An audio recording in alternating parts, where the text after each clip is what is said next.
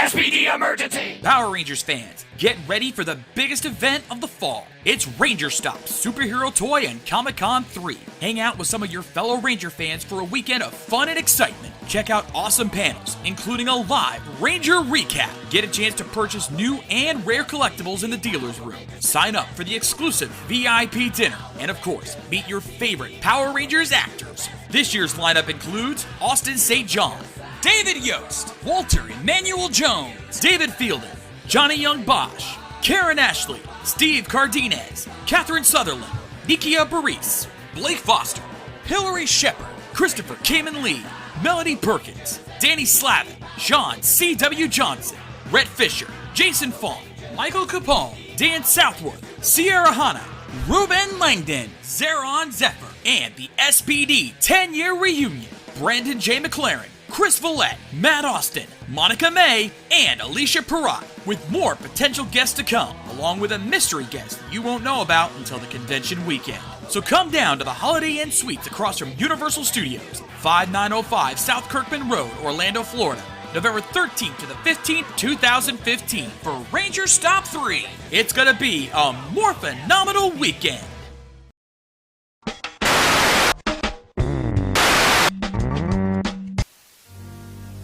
There's nothing wrong with your browser. Do not attempt to adjust your video settings. We control the horizontal and the vertical. For the next month, you shall be subjected to 4 films consisting of Daikaiju, J-Heroes, and special effects. You are about to experience the horror and thrills of Tokuween.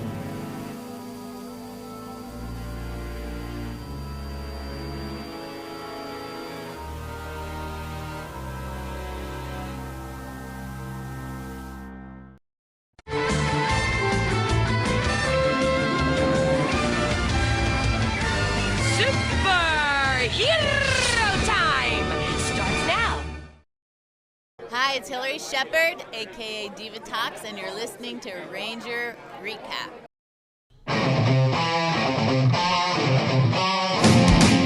What are these minions running from? They're not. They're running to the world's toughest Ranger podcast in town. Today, the classic grunts from the Zordon era, those damn dirty putties, take on the scourge of Amber Beach, the Vivens. Get fired up for most extreme elimination recap. And now, here to put foot soldiers to the Yoshi RB meat grinder, it's Matty Blankenship and Easy Romano!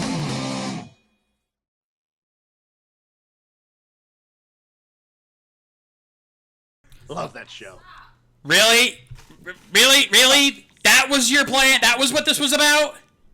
Hey, don't look at me. You're the one who agreed to record it. You made it sound like it was going to be for something else, not for the opening of Ranger Recap. Seriously! John, after you look at today's episode, you're going to be glad I did use it for Ranger Recap. Still, I just have one thing to say to you, sir.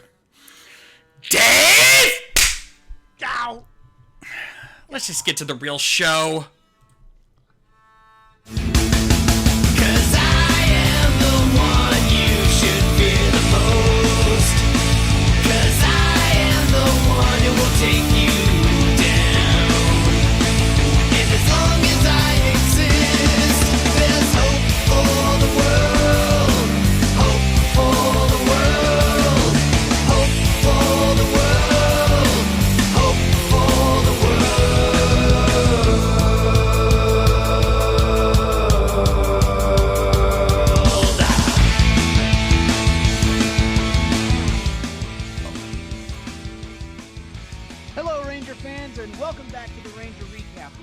Power Rangers podcast to say this is not a number. It is a series. It is, and don't you ever, oh wait, it's number 800.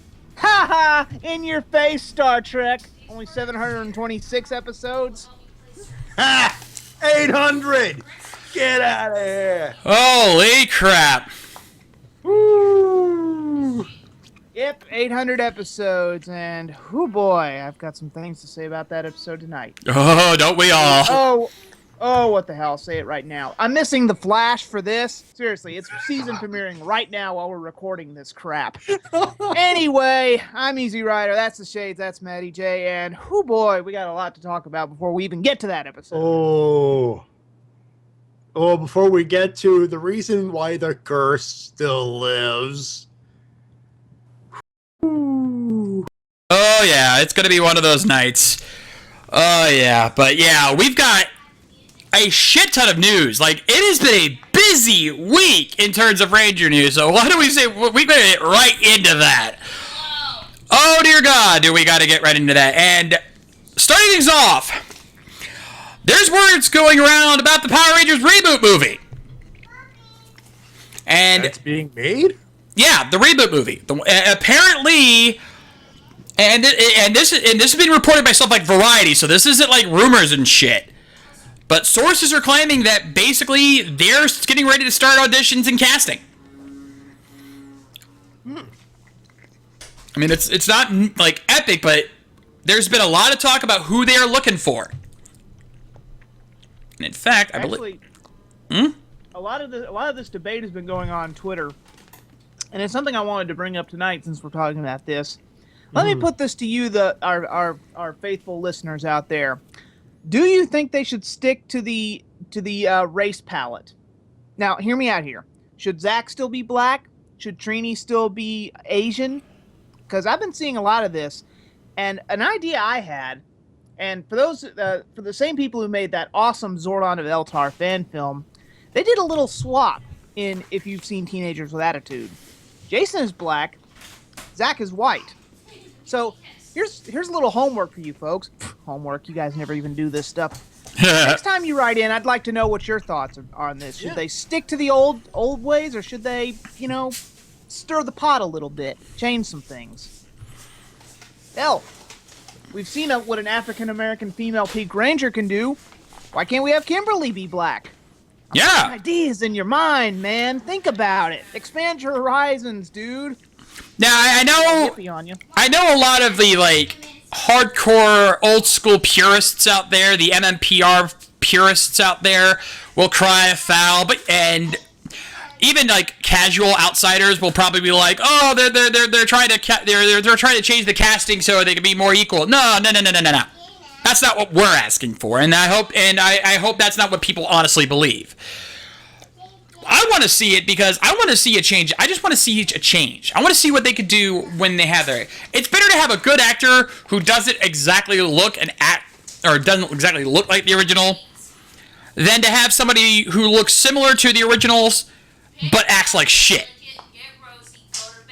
That's pretty much everyone that tried to replace Animal and/or Hawk in the Legion of Doom, really.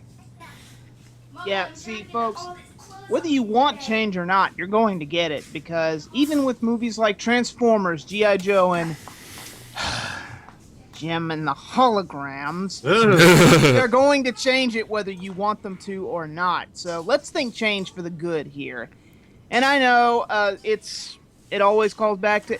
It's actually, Matty might agree with me on here, but recent changes in a little show called Doctor Who has got the longtime fans, even the casuals, crying foul because they finally get change and then they complain about it.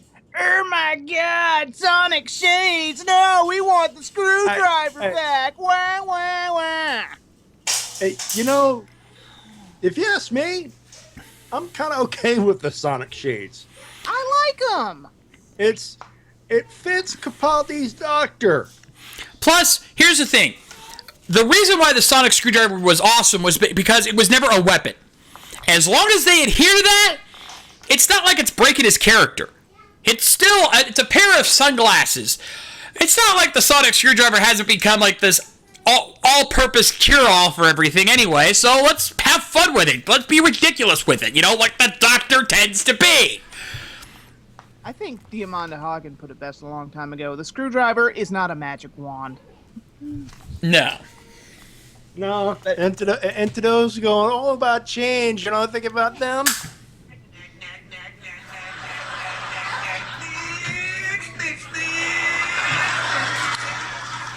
That's all they doing. Yeah. So, no matter what they do, the casuals and the longtime hardcore fans of the original are gonna cry foul. Whether they'll find something to hate about it. That seems to be the law today. Fans look for reasons to hate things. Yeah. We don't go with anything anymore. We look for reasons to hate this. Hell, we're gonna find reasons to hate this upcoming episode. So why are we wasting our time? Let's move on to something else. Yeah. We won't have to look forward for that one, though, by the way. Yeah, that's a whole other. We'll get to that. Now, who remembers the Morphin Madness tournament that happened a while back? I do. Yeah, where everyone got to vote on their favorite Rangers, and honestly, it got hacked, and a lot of bullshit went down. Well, apparently, Saban and Bandai didn't learn their lesson because they're trying it again. And guess who's up for a vote today? I'll give you a hint. He's gone from green to white to red to black. Actually, Tommy's got like 4 Zords. Well, 5 Zords in the running. Yes. And actually, it's not just today. You can vote on every Zord. I voted yesterday on this, and I voted for every bracket. You can vote for every bracket once every 9 or so, every like 10 hours. Still, though, I logged on today and I saw the Brachiozord up against the Bear Zord from RPM. And I'm just thinking, wow, really? Yeah, some of the matchups It's not even a Tommy thing here. The Brachiozord doesn't do shit. It's basically a glorified holder for the other Zord. So what's even the point? It doesn't even combine in any way with the other Zords. I mean, if at least it combined with them, I could give it something, but God, yeah. Burns! But I see what you did there, Matty. Thank you. But and a lot of the other matchups don't make any sense either. I understand that they don't want to have all of the epic matchups done and over with now and ruin the rest of the tournament, but some of these matchups make some of the entries in here make absolutely no fucking sense. So I had to call bullshit on that. I swear to God, if the Q-Rex loses to an inferior Zord, heads will roll. Oh, don't worry about heads rolling. I got a head I want to roll on. I'll be honest though, that first match, I think. Hold on, let me pull up the madness because I believe they're actually the matchup they had. I even was like, oh, that's a tough call. They gave the Q-Rex a fight in its first run. Let me pull it up because I can pull up the whole bracket right now. And first match I see come up, I've got the Dino Charge Stegozord versus Orc the Conqueror. Why the hell is Orc the Conqueror and Ninjor in this tournament? They're sentient people / mentor. They're not Zords. Yeah, they put Orc the Conqueror versus and Ninjor in here. So let me see if I can find it. It's gonna take the Blue Centurion's in this. How much you want to bet? Actually, I think he did have a role in here. I think I did see him. His Zord, anyway. Oh my god. Who's running this thing? I have no idea. They didn't do their homework. Yeah, the Turbo Robo Racer is in here. He faces against but he won't last the first round. He's going up against the Mighty Morphin Red Dragon Thunder Zord. He ain't getting past the first round, I can promise you. Also, Easy, you had to ask who was running this, weren't you? Me, Austin! It was me all along, Austin! If my speakers can behave. Oh, here we go. Actually, by that logic, if you're going to have guys like Ninjor, Oric the Conqueror, and frickin' Blue Centurion in there, then why don't you just have Giant Green Ranger in there? Right? Easy, I hate to be the bearer of bad news to you, but unfortunately, I don't think the Q-Rex is making the first round. Easy. I'm about to go Shane Douglas on Tommy's actor in a few minutes. It's not against Tommy. Huh? Tell me he was a worthy opponent. The Triceratops Dinosaur. What? Billy's? He's fighting Billy. Yep, I think casuals are going to win this one. Oh yeah, Mighty Morphin is dominating the charts. I can tell you right now, Mighty Morphin and Zeo are the top 2 series that are getting votes. But you're never gonna guess what's third. And you're gonna want to, and you're gonna go to rage as much as I am when you find out. Super Mega Force.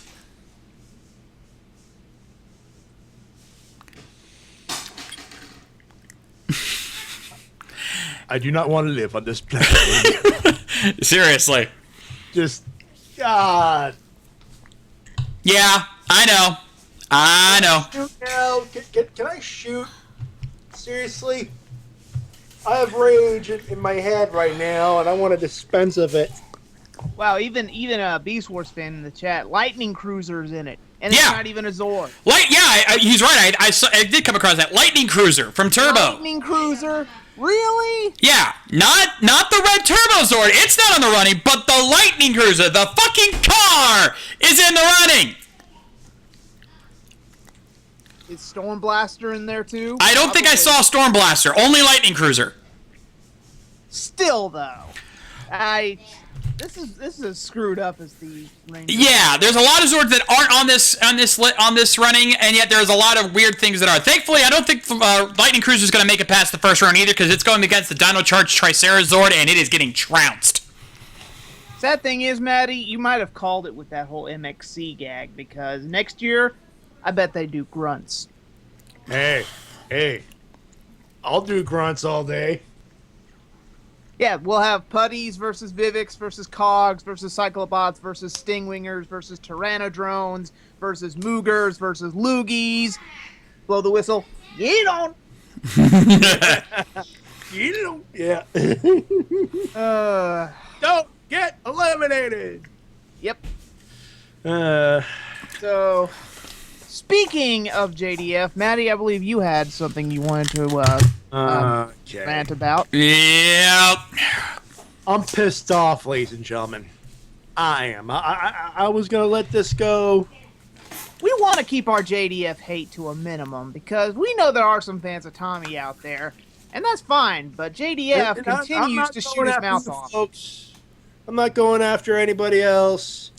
I am just sick and fucking tired of hearing Jason David Frank wanting to fight CM Punk. And this is legit. This happened on Facebook yesterday, courtesy of Fox Sports, who put in an article yesterday with JDF thinking, "Oh, I could still kick his ass in a fight, in an MMA fight. I want to fight. I'm the greatest Green Ranger ever lived." Okay, let's review for you marks out there, and I'll call you those because you're marks. And trust me, I'm gonna get the JDF in a few seconds here. First off, CM Punk, as you may have noticed in the screen right there, is a UFC contracted fighter, which means you gotta have a UFC contract in order to fight CM Punk, which JDF does not. CM Punk is a middleweight. At best, JDF is a light heavyweight. Other than one or two things, Dana White doesn't want to go for the gimmick, wants to go for who is truly the best fighter. That's his job. Best fights on the planet, aka best fighters on the planet. Currently, Jason David Frank has a professional record of a couple of wins and a loss professionally, and I think his amateur record is unblemished. That's probably the only argument he's got for a fight against CM Punk. Let's put it this way. I said it once. I'll say it again.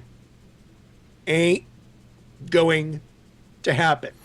Hold up. Before you continue, Matty, guys, we're not hating on CM Punk. I know CM Punk recently said some stuff that was kind of bullshit too, but that's for tomorrow. We'll talk. If anything, we'll talk about that tomorrow on Matty Jay Live. Hey, he's going after Susan G. Komen. He's on my good book, but you know what?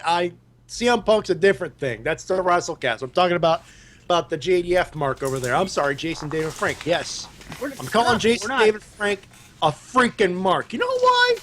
Because in his head, and only in his head, he thinks he's the greatest thing since sliced bread. Oh, and I'm sorry, the greatest thing since sliced bread number 2. I get it. Let me tell you something, you fucking mark. And yeah, Jason David Frank, I'm calling you a freaking mark.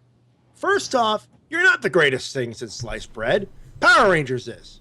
And you could say, oh, you're the reason why Power Rangers is ever around today, but 800 episodes, you've been around a couple hundred tops. I doubt you're the reason for the longevity other than you wore green spandex and a shield, which was made of foam, but that's more of a production issue. Can you say you're the greatest fighter, period? On screen, your character, maybe. In real life, I'm pretty sure CM Punk could kick your ass. Just saying. All right, now, Matty, A-Justice brings something up here, and I think you probably should address this for our non-wrestling fans. What do you mean when you call JDF a mark? What is a mark? What does that term mean for us for the non-wrestling fans out there? Basically, in wrestling terminology, a mark is a fan. Someone who's not supposed to know that it's, that wrestling is quote-unquote fake. Or They believe their own hype. Essentially. And yes, I am white and I am lame, but in gangster terminology or in hustler terminology, it's someone you're trying to scam. Or you're trying to get some money out of. So in a sense, a fan, you're trying to get to the arena so they could pay their money so they could watch you get your ass kicked. If you're a bad guy or if you're a good guy, you want to say, I'm going to kick the bad guy's ass. Pay money so I can kick this guy's ass. That is the very basic of it. Yeah, and also, JDF, if you want us to take you seriously, how about winning some decent matches against good competitors? Go the distance with Ronda Rousey, then we'll talk. Yeah. You beat Ronda Rousey, then fine. You can have your match with JDF, or your CM Punk. You can have your match with CM Punk. Nobody beats JDF. Nobody. Carlos Horn gave him a fight. Who's Carlos Horn? YouTube it.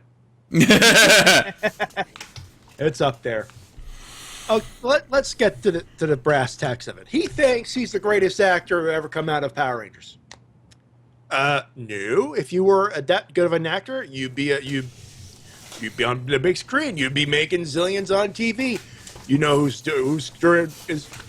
currently successful on television right now? I don't know. Try Amy Jo Johnson in Flashpoint. Great cop serial series out of Toronto, by the way. Yeah, and she's made her own fucking movie. How about that? Hey, there you go. I think it's called A Space Between. So she's got that going for her. And all right, fine. It's not Hollywood level, but okay. You want to go there? We got two actors. Eka Darville, who's on a series on Netflix, and Brandon J. McLaren, who's on USA. Yeah. Great plan, great show. Rose MacGyver. Rose MacGyver. Zombie. iZombie. Oh, it's coming on DVD, Blu-ray. All these people, Brandon J. McLaren, all these people, far more successful in their acting career than you are. Oh, and you say, well, I got a show. It's successful. It's on YouTube. It's barely touching about 1 million people. Epic Mealtime does 1 million in a day. You get 1 million in about a week. Oh, and you want to talk about shows? Brandon J. McLaren, Rose MacGyver, Network TV. Boom. Boom. Also, iZombie, comic book thing, which means unless CW really starts screwing up, that thing's going to go on for a while. Oh, and Evan Hunter Gale just brought up another name, and this one's closer to home. JDF, you want to call yourself the best thing that came out of Power Rangers? Why don't you go talk to your buddy Johnny on Bosch over there, who's been the lead role in several of the most popular animes in existence. Has his own band, who do quite well. Yes. Basically, Jason, you need to stop living in the past. Yeah. And you say you're a hero to people. Asshole, Austin St. John is more of a hero than you are. What do? You go to Thailand and you watch your wife fight. What does Austin St. John do? He goes to Power Morphicon and, out of pure selflessness, helps a poor kid out who got a seizure. We met the guy at Ranger Stop last year, speaking of. Yeah, really cool guy. We're gonna meet him again in November. He's an off-duty paramedic, and he didn't have to do jack shit. But you know why he did it? It was the right thing to do. And JDF, you can't teach that. Okay, I think we've given the guy enough grief. Yeah, let's... All this, folks, this is a shoot or something off script, or as CM Punk would they call it, pipe bomb. Pipe bomb! Drops the mic. Speaking of living in the past, though, there is one past item coming back in legacy form that Matty would love to get his hands on, but it's only in the UK. Oh, but still, it's going to be a physical, tangible thing. Thank you, Easy, for bringing back in my head, good in my head play. I knew that would be the trick. Blaster is a physical thing. I want it. Yeah, could you say we're a bit jelly of our UK fans, or our fellow UK Ranger fans? A little bit. Little bit.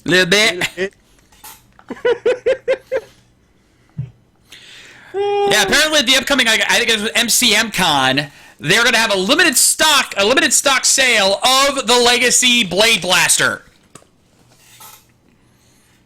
So if you're in the United Kingdom during that Comic-Con, I hate you. Not out of spite, just out of the fact that you get first dibs. Yeah. Yeah, who knows?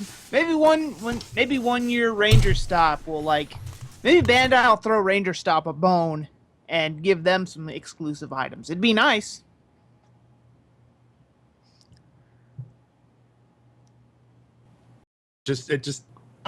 I'm sorry, I'm just happy in my head place. It's a tangible thing, and it's coming soon, and not that. God, Okay, Matty, chill. I know your penis can only get so erect, but just chill out. I'm just happy. That's all it is. It will be a blade blaster. Yep. Also, Legacy Communicator, don't think we've forgotten you. Oh no. Oh.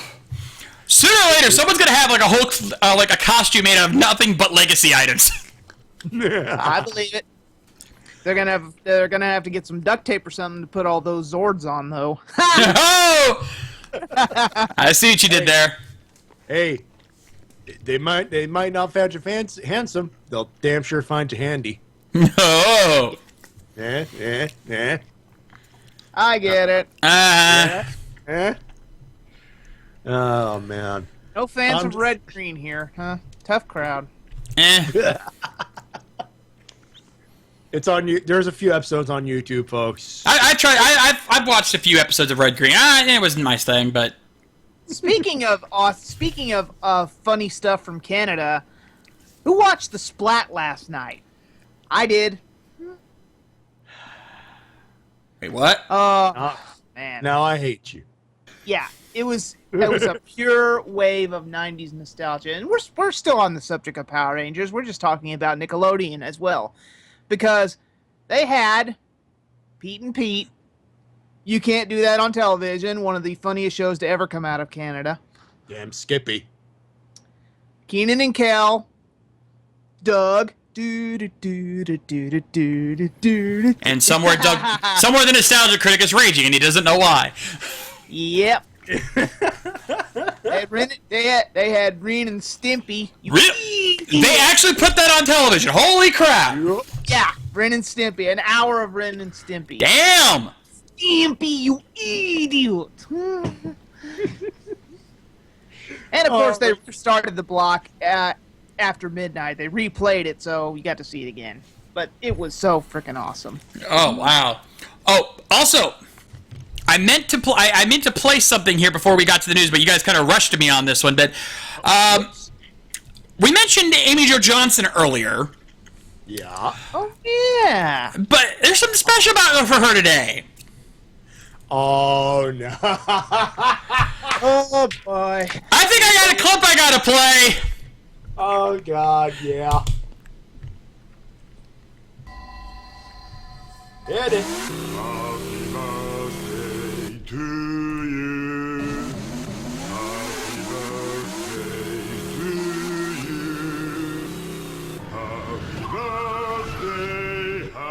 Happy birthday. Happy birthday to you. おめでとう。素晴らしい。 That one's for you, Amy Jo. And she still makes that pink spandex look good. How you doing? Loved you on Covert Affairs before they pulled the plug on the show. God damn it. Yeah, I know. Trust me, easy. Watch Flashpoint. It's worth the time. Oh, I believe it. I believe it. It's just she gets on there. And funny story, actually. When I saw that episode, I tweeted about, wow, I'll never look at the Pink Ranger the same way. She actually retweeted it. Covert Affairs was on. Just makes me miss that show even more. Figure, she gets on there, it starts getting better, and then they pull the plug. Final season. I hate that. I know. Anyway. We put it off long enough. Go ahead. Yeah. Also, the Splat changes schedule every day, so it's not going to be the same thing tonight. I don't know what's going to be on tonight, but still, though, pretty awesome. Anyway, let's get to the herding. Oh, by the way, we should also know at the day of this recording, it's also Biohybrid's birthday too, so that one goes out for him. Yay! But yeah, I think we delayed this long enough. Oh Lord! 800 episodes, Ranger Nation. Just let that sink in. 800 episodes. What will we see in this 800th episode that got hyped all over places like IGN, Entertainment Weekly, got so much media and press coverage? What I got will an we answer for see you. in this 800th episode? I got an answer for you. That about sums it up. Yeah. And the worst part is, he's not even close to kidding. When you When you see it. push the button, Jay. Push the button, Frank. Yeah, here we go, folks. Hopefully you have your episode loaded up from whatever legal source you have found it from. And strap yourselves in, folks. This is gonna hurt. How you guys doing? This is gonna suck. That's my best one, actually. That was pretty good. Once again, I'm missing the flash for this. Yeah. Yep. So here we go. Power Rangers Dino Charge, episode 13. Sink or swim. In 3, 2, 1, play.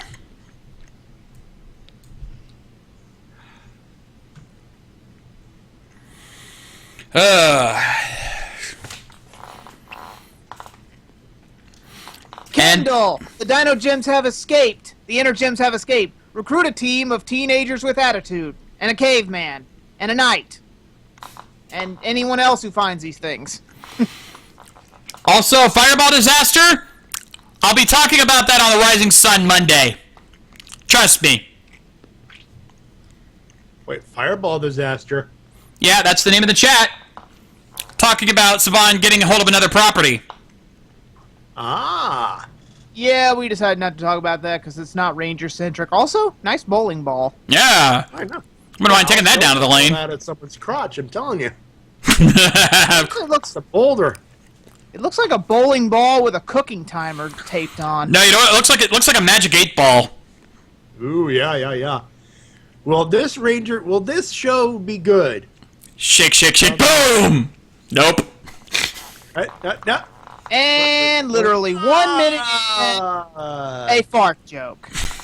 800 episodes, and all we've come up with is a fart joke. Oh! Flat. On. Still suck at anniversary episodes. Actually, you still suck at anniversaries, period. What am I kidding? You've only had one good one. One. And that was the 8 first one. episodes, and it was all leading up to a fart joke. You had one job, Saban. And how much did the Power Rangers Facebook, including the cast, hype the shit out of this episode? And this is what they gave us. Oh, Yoshi, dude! Did they troll us? Did our commanding general Yoshi troll us with this episode? I'd like to know. I'm 800 episodes. Are we gonna get any shovels in this episode? I hope so. Get us something. Oh, we damn well better. I don't know about you folks listening, but I've been going through shovel withdrawals. I don't like it. It's like quitting smoking. I need my fix, damn it. Not that I've ever smoked. I don't smoke. Neither do I. My wife does, unfortunately, but she only does it occasionally. One full month without soda pop. I'm jonesing. Yep. And Well, oh, there's your shovel. Hey, still not a weapon though. Hey, a little bitty shovel? I'll take it. Also, poor guy. Looks like Kurt Angle. He does. Up there. And Kendall has suddenly become Dr. Jones. More like 63 Mick Dundee, but yeah. Wait. You're a teacher? Part-time. Yep. Yes, I just quoted Crystal Skull. I'm not sorry for anything. No shame, no shame. Ain't no shame here. Oh, look! Tyler's trying to cosplay as Captain Marvelous. Evil Captain Marvelous from Go Kaiger vs. Go Busters, but... Hey, it's a good look on him. Apparently, Shelby doesn't think so. Actually, isn't that... Oh. Oh, denied. Women in clothes, am I right, guys? By the way, shot down by Shelby. Sorry, buddy. Also, Tyler, Edge called. He wants his jacket back. Actually, Speaking of it, Look at this asshole! and then there's this this asshole. asshole. Ivan just watched the Holy Grail, didn't he? What if the knights who say neat? Also, I think he started watching WWE and saw Dolph Ziggler because he's now showing off. I'm here to show it well. Tyler is not amused. Oh god! They even did the teeth shine. Wow! Oh my god, I gotta get an Instagram of this. Also, how does an 800-year-old knight know the V for victory sign? Also, for those with the benefit of flash photography, There's flashes on a smartphone camera. duh. Actually, there are. There's one on mine. Just nobody ever uses it because, quite frankly, the pictures take good on their own. Also, why is there a boss logo on that bomb? The D stands for Sledge. Oh, yeah, that is a good point. Why did they leave the D-Boss logo on there? Yeah. They could have painted over it, but what do we know? Put Austin Deconstruction on it. That works too. And Kendall's having to play crowd control.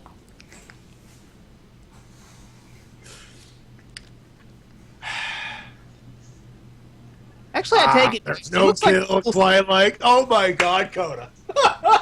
Actually, take it back. Kendall actually now looks like a Rule 63 Sam Neill in Jurassic Park. I see it now. Yeah. Dr. Grant! Yeah, I'm just gonna steal your girl, Tyler. Okay, thanks. Bye.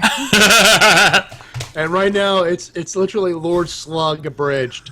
There's no kill quite like overkill. Also, to be fair to Tyler, that jacket does reek of awesomeness. Yes, it does.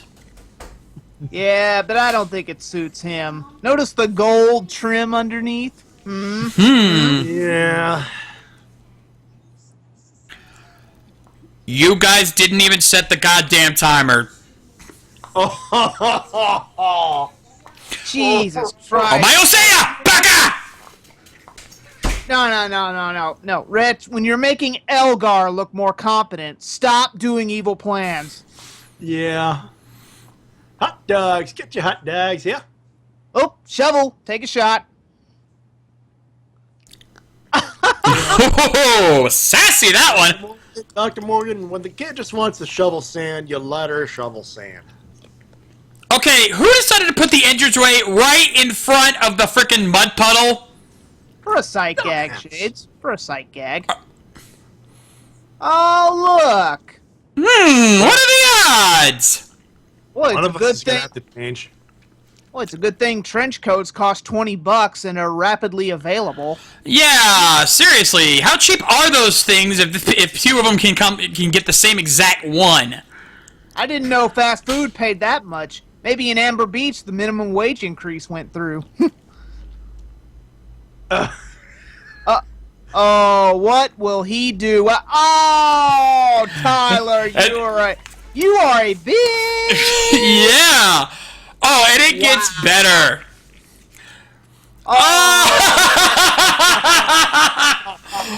Oh, Tyler, you. Man, even Daigo wouldn't have done that. And that's why he makes a better Red Ranger right there. And you gotta admit, Ivan takes it while he's like, "Well played, sir. Well played." See what you did there, Violet. That's as close to a Tyler heel turn as you're gonna get, right? Yeah. Now, if Brandon doesn't get any villain roles after Dino Charge, I, for one, will be shocked. Right? He pulled that off perfectly. Common Rider 36 in the chat. I now expect cosplayers buying these coats. Oh, Fuck juice. oh, here we go. They're turning the atmosphere into Edenoy from A Friend in Need. No! Oh! Hey, get away from me! Get away! We'll rip that episode. We'll rip that episode a new one later.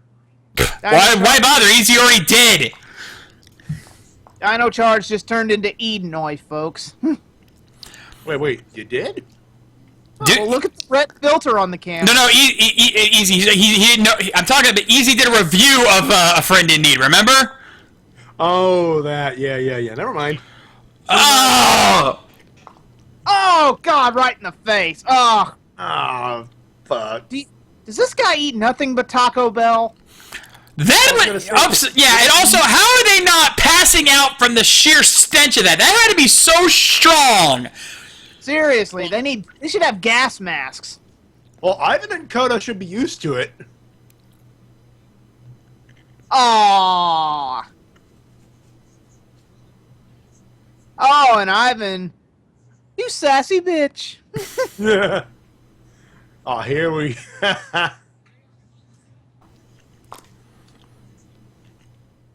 And that's Jace saying that. Right? And that's, yeah. And that's Mr. Hotshot saying that. Wow. Did you Ooh. hear beeping from the truck? Do the job. Boy, it's a Oh, good God. thing the archaeological dig is right next to a quarry. Damn well better be a. Oh, hi. There's the thing. Oh, and Rich is a dick. Yeah. Sorry about your damn luck. There's a lot of assholes in this episode, isn't there? This. Well, there's also a lot of gas coming out of assholes in this show, too.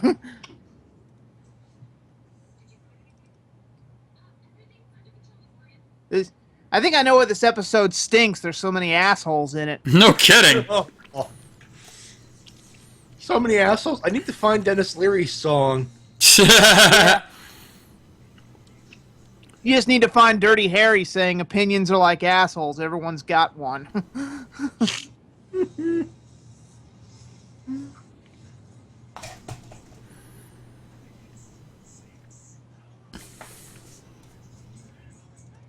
Roll call. Of course. Power Rangers lens flare force.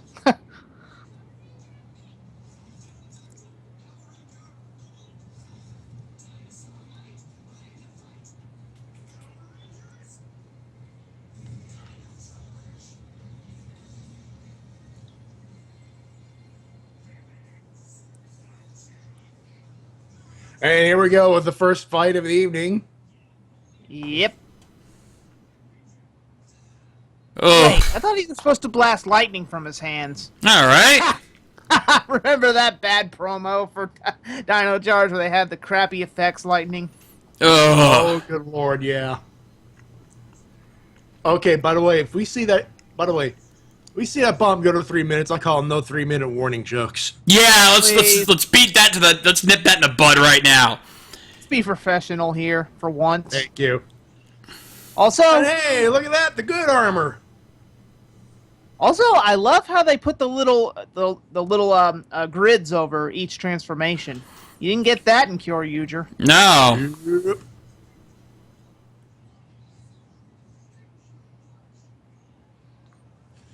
Booyah, bitch! And the punch has more knockout power than a big show on Saturday night. Ooh. Then again, that's not saying much these days. Hey, I will give this fight credit. They're keeping the talking to a minimum. Thank you.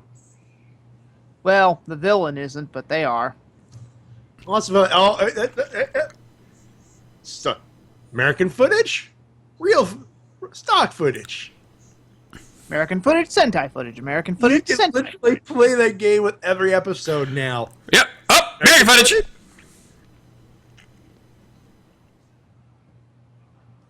To be fair, I do like the choreography in the new footage. Yeah. Oh yeah. Oh yeah. And this is the other part. How easily they resolved this whole thing. Yeah, this is where I'm gonna have to call bullshit, and we'll get to that. Also, in at that the end of shot, the you see a little episode. bit of spandex fur on there, by the way. Yeah. Right arm. I Ooh. hate you. I hate you. Okay, let's work together. Okay, fine. Sorry, but in 800 episodes of Power Rangers, it was never that simple. No. You let me down here, Chip. Ugh. You guys were doing so good! So good! See, again, we'll go over this after the end of the episode, but anyway, what an idiot! He blabbed about the bomb. Ah. And that... Charge's power is the ability to pick stupid villains. Apparently. You know what I say? Chewbacca that shit. Yeah. Hammer's all bashed down. Dingbaka!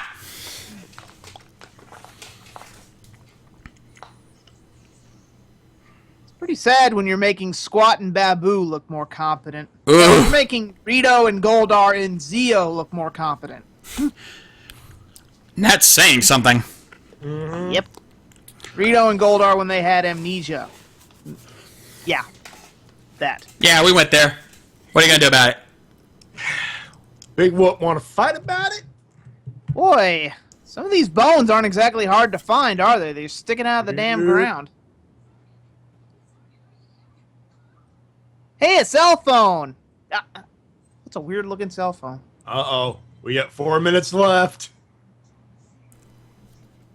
I would say it's cliche for a woman to leave her phone in the purse, but for the sake of plot convenience, it works. Then again, how would could she deal with the phone when she's got kids acting like idiots all over the place? It's true, but... Actually, what am I saying? Some women can't put their phones down these days. Anyway, I believe it's time for a new formation. Yes.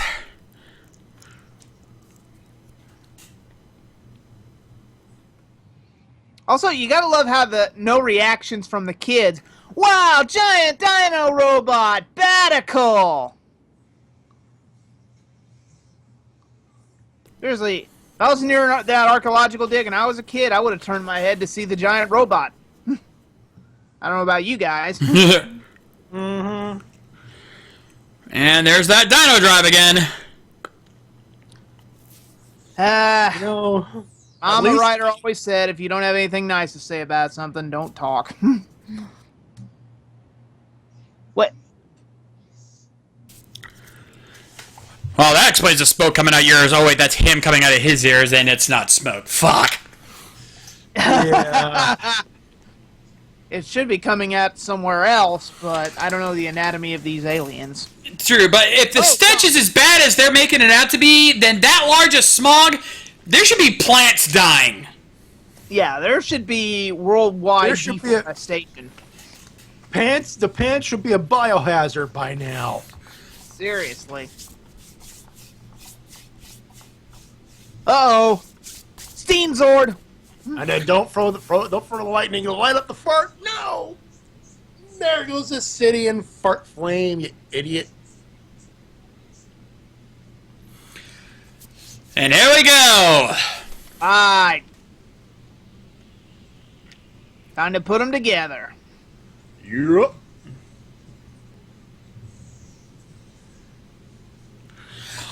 Notice how they didn't change out the batteries this time like they normally do for these formations. It's Yeah, just no. it just kind of happens.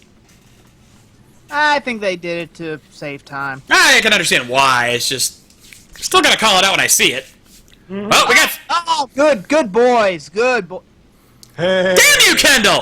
Kendall! That's all weapons in Dino Charge. Oh yeah. Now here's your punishment. Now yeah. Kendall, you of all people should know that shovels are Oh dangerous. shit, weapons 2-minute in this warning. show. 2-minute warning.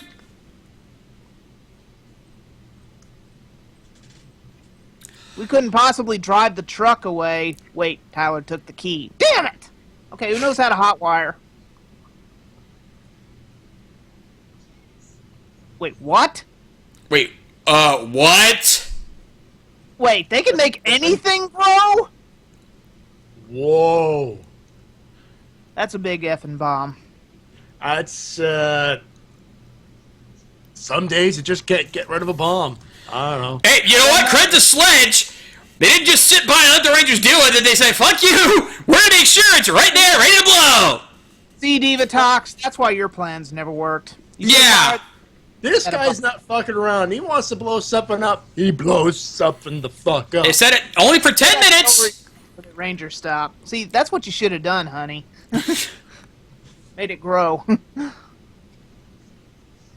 Then again, she used torpedoes to make her monsters grow. I don't think that would have worked on her bombs. Well, you never know till you try. Also, gonna burn in my light. Da, da, da. Hey, nothing you can say.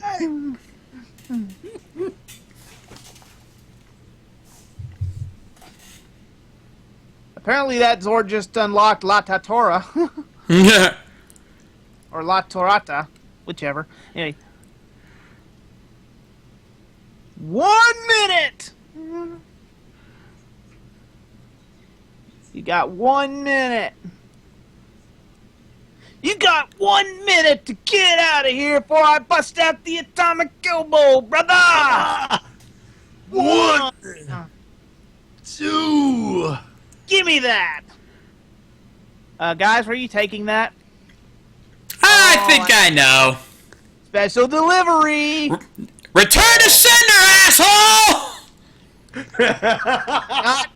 Cannot send as addressed. A return to sender. Address unknown.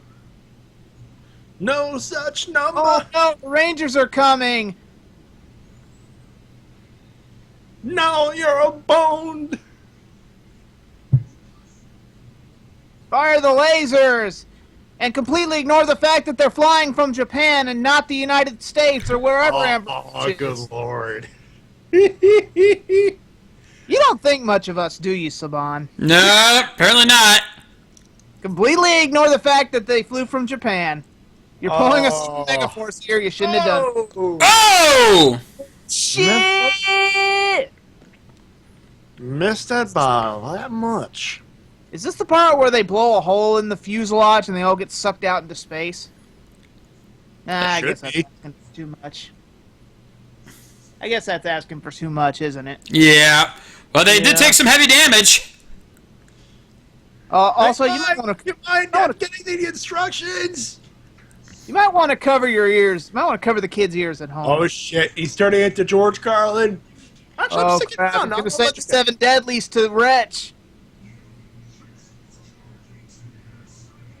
Wretch, there's only one word to describe you, and Sledge is gonna... Spell it out for you!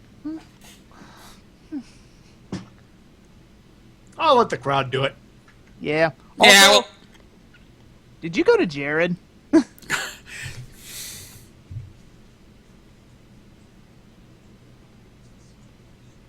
Oh, it's a good thing knights know how to make tuna. Oh, oh God. Grill me a cheese. I'm not grilling you a cheese.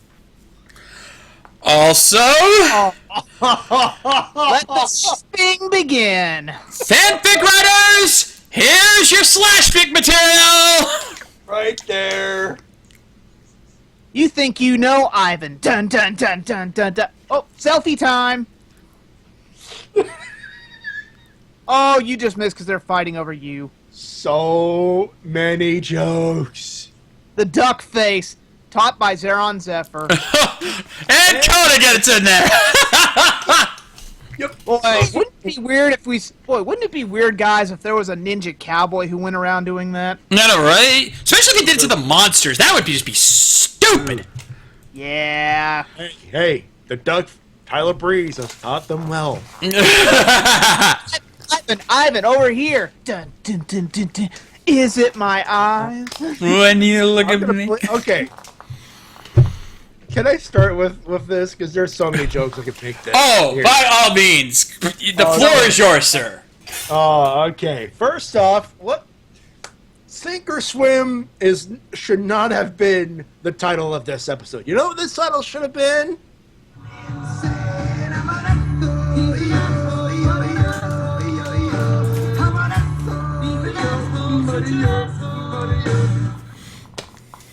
You have no idea how hard it was to set up while recording this. Right?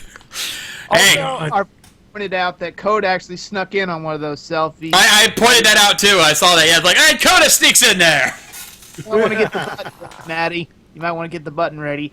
That's our Coda! If I could freaking find, there it is. I think. Boom. Anyway, Maddie, you were saying? Please continue. Oh, that was not. Fart jokes aside, not a terrible episode. Just worthy of number 800. Sadly, no. It's can't but it's not the worst episode we've ever covered on We got a shovel yeah. fix. I'm happy. Yeah. Plastic shovels, but still shovels. Hey, and some of it was used as a weapon. Yep. Yeah. That's all we ask for sometimes. I think the biggest gripe we have with this show, and Shades, feel free to chime in here, is that Ivan and Tyler get over their hatred way too easily. Oh, yeah.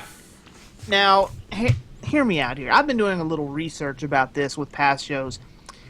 Let's look at how Jason and Tommy got over their hatred of each other. Gung-ho. Great episode. Trini said they need to go gung-ho, and that's how they got the Thunder Slingers. Let's look at another example. I can't believe I'm using this, but Overdrive. Hey. Taizan and Will. Taizan was mocking Will. He was doing everything he did. Will got him to snap the hell out of that. It was weird, it was silly, but it worked. Let's look at another example. Daggeron teaching Nick. Nick didn't know, or not Nick, but Xander, my mistake. Xander couldn't get the spells right. He didn't like Daggeron. He even said in the Rockporium, he's uptight, he's a jerk. He's right behind me, isn't he? The thing here is, it's not an easy, quick fix. There has to be some kind of common ground. There can't just be... This would have been a good time for the toxic gas of the monster to turn both of them or one of them evil. You know, I can't believe I'm referring to this, but when you're making Clash of the Red Rangers, make the guys seem more, jerks to each other. You know you're doing something wrong. So it felt lacking. Character build episode, because on the other side of the coin, I give them credit for doing something that Kyoryuger did not do. well, to a great extent, because let's be fair here. Uchi and Daigo, Daigo tried to be buddies with Uchi, but he, is understandably weirded out being stuck in Dogold for all those years. That makes sense, but the point is, they did something a little different here. Uchi didn't refer to Daigo as quote-unquote his lord, and remembered a certain lord he served, and it wasn't a quick fix like that. So, to be fair, I'm glad they're actually, they built a little bad blood here. Just kind of wish they hadn't rushed it so fast. Yeah, that's the problem. It feels rushed. And again, this would have been a perfect time to try and turn Ivan and Tyler against each other. The toxic gases, maybe there was a special blend or something he could have farted out to turn them against each other. Or, hell, you could have made it a little more wacky and had them fight over Shelby. Yeah. So it's just, you could have built a whole episode to snap out of it. Yeah, I mean, to me, honestly, the fart joke was bad enough. And that right there was the absolute worst thing you could have done for the 800th episode. Somebody at Saban should have planned ahead on this. Having an episode like this would have been okay if it had been the next episode. But this should not have been a celebratory episode. And this is something Saban has had a very big problem with, as we mentioned earlier. They suck at anniversaries. They have yet to have one that turns out good. But even then, at least in the past, you could see that there was an effort to try to celebrate the anniversary. Yeah. Hell, they tried with Super Mega Force. They failed, but at least they tried. At least they were trying to celebrate the anniversary. The problem is they gave it to a producer who didn't have a fucking clue what he was doing. And Dagger. And even Once a Ranger, as much as we bash on Once a Ranger, at least they did something for the anniversary. It was terrible, it was weak, but it was something. Let's be fair here, folks. 800 episodes is not a big a milestone as it is an anniversary thing. So I think we're, I think we're going a little overboard here. To be fair, they are on a roll with the actual story stuff that they're trying to tell. So maybe the approach was, let's keep it minimal episode wise, but I think obviously once they realized, I don't even think they knew they had hit 800 until everything was written and everything was laid out. Well, I think in that case, they probably should have kept it on the down low about being the 800th episode, because by hyping it up as much as they did, they brought a lot of attention on it, and then people see that it's a big old fart joke. I don't think they realized the effect of that. Like, that's what it gives the impression that's what Saban thinks about Power Rangers. It stinks. They don't want it anymore. Which is obviously not true, because they're trying to make a fucking movie out of it. Forgive us for being slightly more highbrow, but toilet humor is the lazy man's humor. I don't like it. Yeah. Never have, probably never will. Quit being Owen says, and that's his job. Yeah. Also, Shout Factory wins the night for the most awesome Instagram, and I linked it to you guys in the Skype call. Let me pull this up real quick. But I want one of those. But while I'm pulling this up real quick, final rating on this, I think I can speak on all of us and say thumbs down. Thumbs sideways. I didn't overly hate this show or this episode. In the middle. It's in the middle for me, but that does break the streak, though. It's probably the weakest episode we've had so far, but given the track record of Dino Charge, that's They can't all be winners. They're not all home runs. No. And for me, it's like it's not a thumbs down because there was at least stuff that we could still talk about. Yeah. But plus the whole thing with Shelby, being conflicted over Shelby. which guy. That harkens me back to RPM because, correct me if I'm wrong, but Summer kind of had the same problem. a little bit. Yeah. By the way, for those who are wondering what Shout Factory posted, it's this.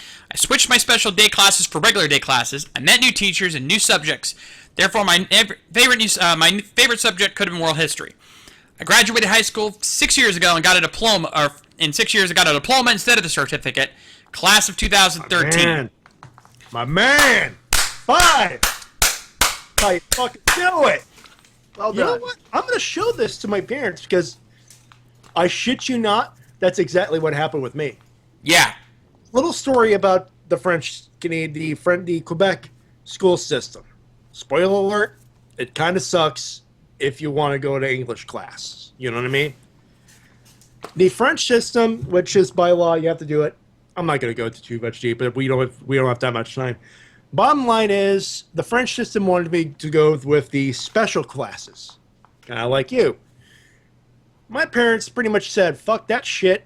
Went to regular day classes in English, and I graduated second in my class. So, Red Rob, welcome to the club, buddy. How's it feel? That's Yeah. ominous, man. Congratulations. Well, 23rd. Well, 2 years too late, but Hey, still, the fact that you've gotten this far in life, you're doing better than a lot of people out there, and hell, I would say you're doing better than me. But that's what I'm saying. I did graduate. Don't get me wrong. I did graduate high school. In fact, I graduated with my wife. We actually graduated the same school, same year. So she is literally my high school sweetheart. So I'm doing pretty decent for myself. I'll say that. But yeah, that's still freaking amazing. Like, whenever I hear stories of people saying, "Hey, people told me I would never get very far in life, that I would never be able to do this." Whenever I hear that, I always hear that as you can always tell that the person who's being told this, in their head, they're going, "Challenge accepted, asshole."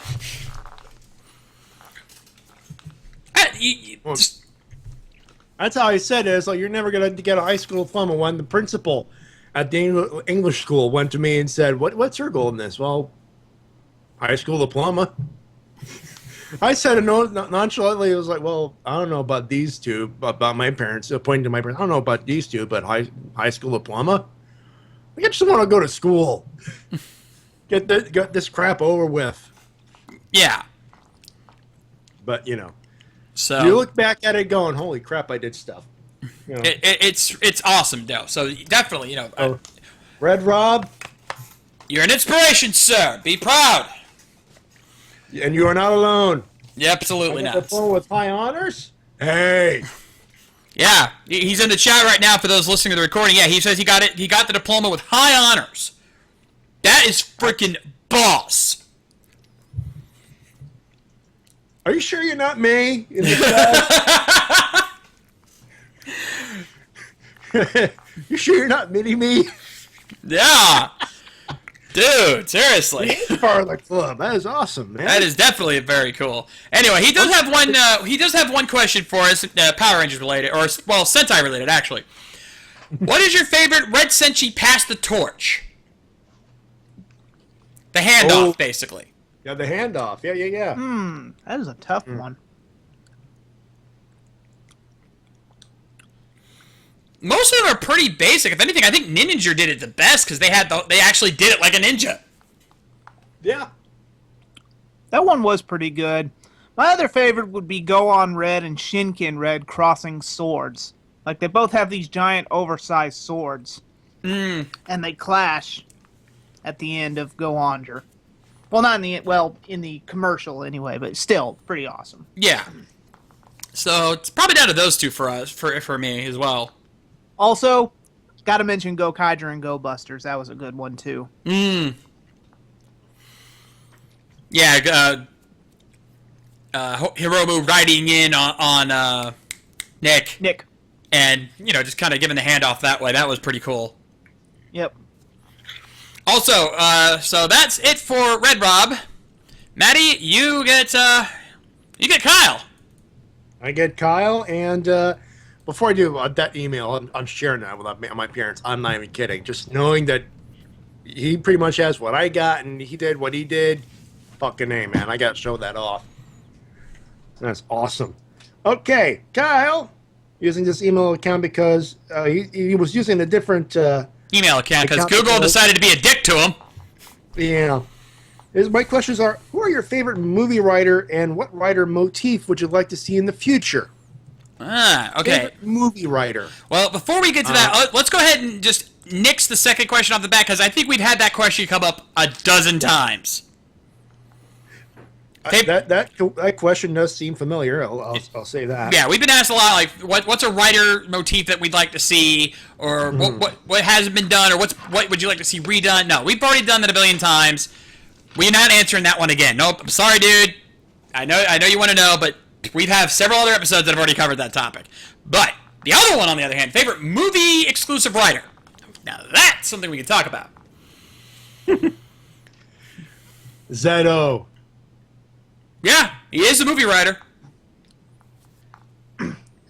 My favorite is, has, and probably always will be Femme, for obvious reasons. Yeah, Femme's definitely up there on the... First legit female writer, and I know how she dies. Doesn't mean I have to like it, but Femme struck a blow for all female heroes everywhere. Mm-hmm.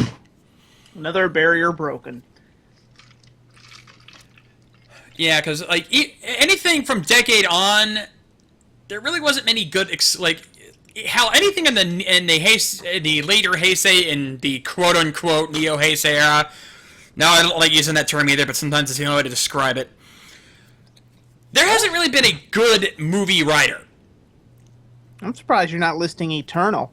I mean, Eternal's up there. Eternal's probably the only decent one, and even then, they turned around and ruined him with his own movie. Sentai Master. Mine is Kivala. I'm going back to that review. If whatever floats your boat, man. I don't entirely agree with that, but that's just me. She does get bonus points for stabbing Decade in the crotch. She does. Because that's something I've been wanting to do for years. Why does he keep stabbing me in the dick?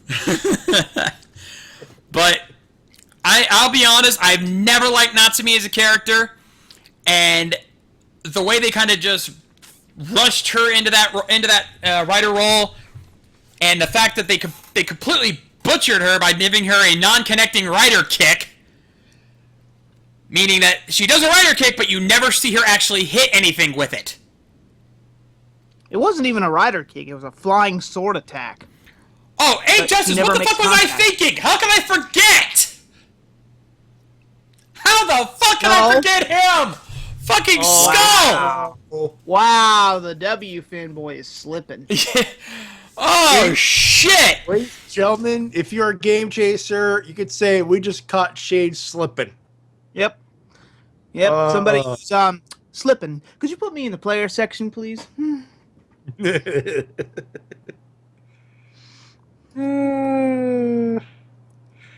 I think... You okay over there?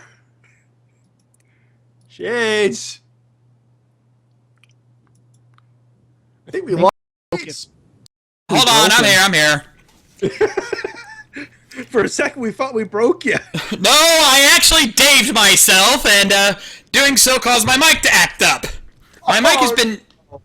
I'm trying to find out why... For some reason, my mic keeps cutting out. Oh. But when I realized I forgot Skull, yeah, I fucking daved my... How could I have been so stupid to forget about fucking Sakichi Narumi, man? So, Omae no Sumio. Kazero. God, I feel like a fucking idiot. Don't worry, Shades. We'll give you a hug in a few weeks. But yeah, Skull is definitely my number one guy. I mean, he had a great story. Oh, and to add to this, Lady K just texted me here, and it reminds me. Yeah, the worst part is I'm staring right at my Skull figure that's sitting right here. My Skull model that I have. Granted, he's missing his hat and his scarf piece, and part of his chest is broken because he keeps falling all over the place. But oh, that's just terrible of me. So there you go. Skull's mine. Yeah, they make stands for those figures, right? I have one. It came with one. You don't know my household, it's easy, no offense. It's a stuff falls over, and actually my Zukun is broken too. You know, nothing major, just like one of the wing pieces broke off, but oh, that's just not fun. You're not getting that spare Zukun if there's one at Ranger Stop. I've got it to a point where it's fine. I can live with it, but oh. You take better care of your shit then. Yeah, you think I don't know that? I got 2 kids, man. It's hard to take care of anything with these 2 kids. Should just tell them they're not toys. They don't play with them. That's the thing. It's just not that they play with them. It's just that they bump my desk, and unfortunately, I only have so much room on here. Even when I try to keep everything away from the edge, they somehow fall off. That is true. It's funny because I'm reminded of fans some toy collectors have kids, and they tell stories about how their kids like to play with their toys, and they tell them they're not toys. Yeah, they are. Yeah, they kind of are. That's what they're made for. That's the problem. You tell them to play with them because they're not toys, but they are toys. So it's just say they're my toys, not yours. All right. Well, that's it for me. If you have any tips on recovering my email, let me know. Until next time, see ya.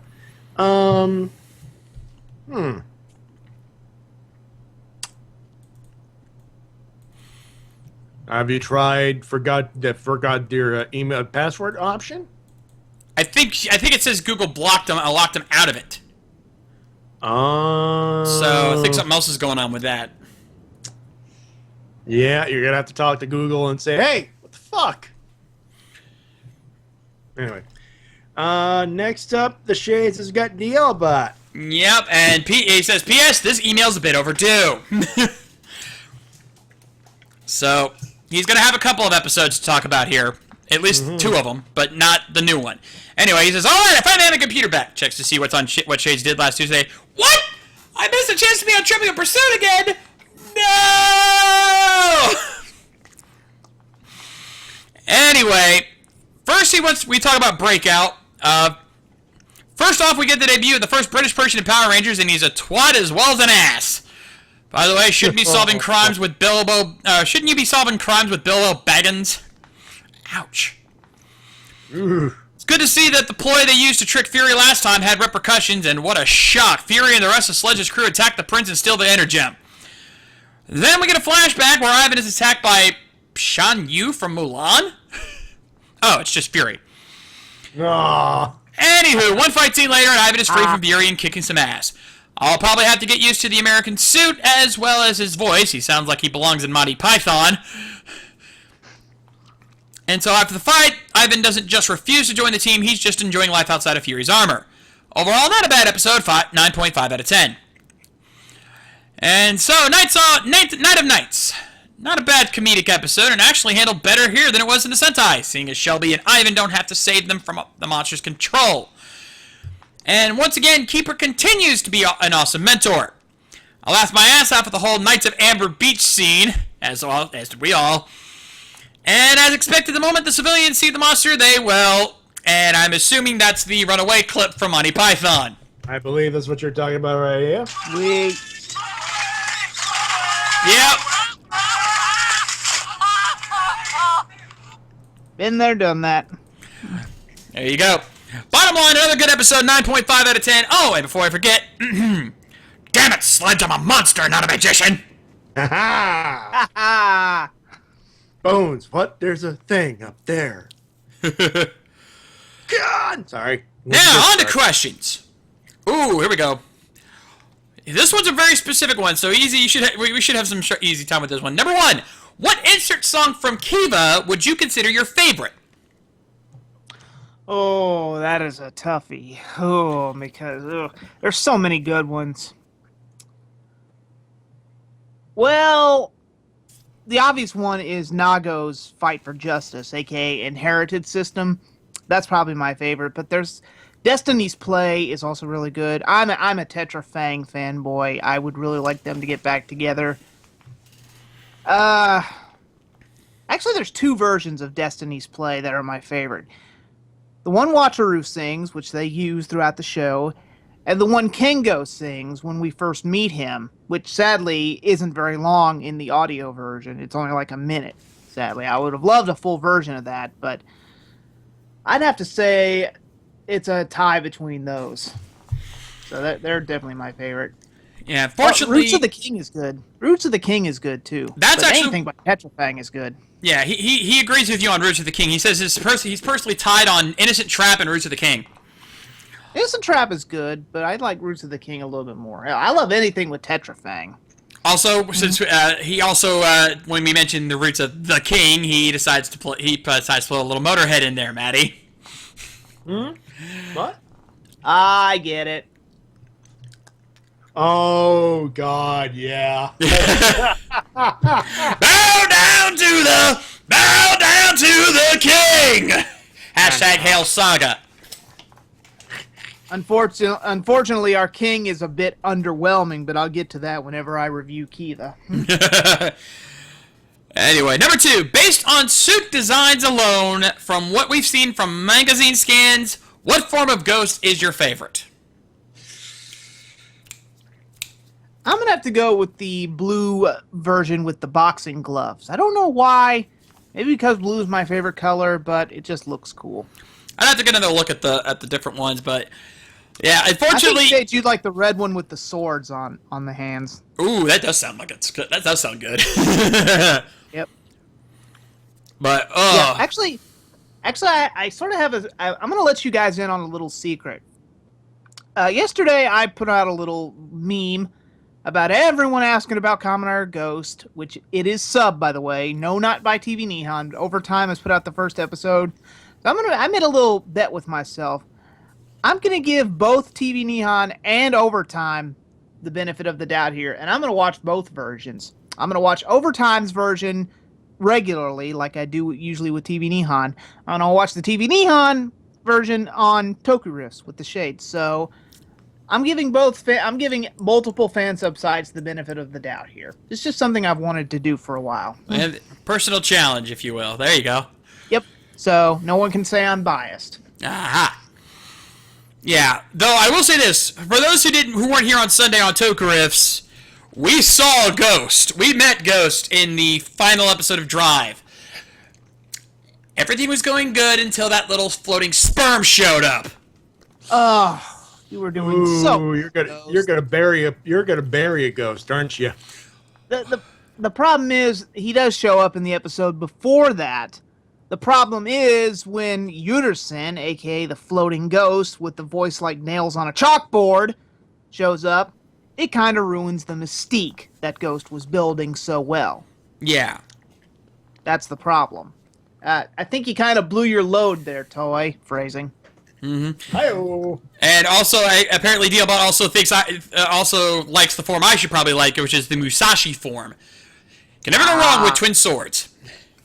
Give us a break, folks. We can't learn all the form names so fast. Yeah, we're not experts here as much as we act like it.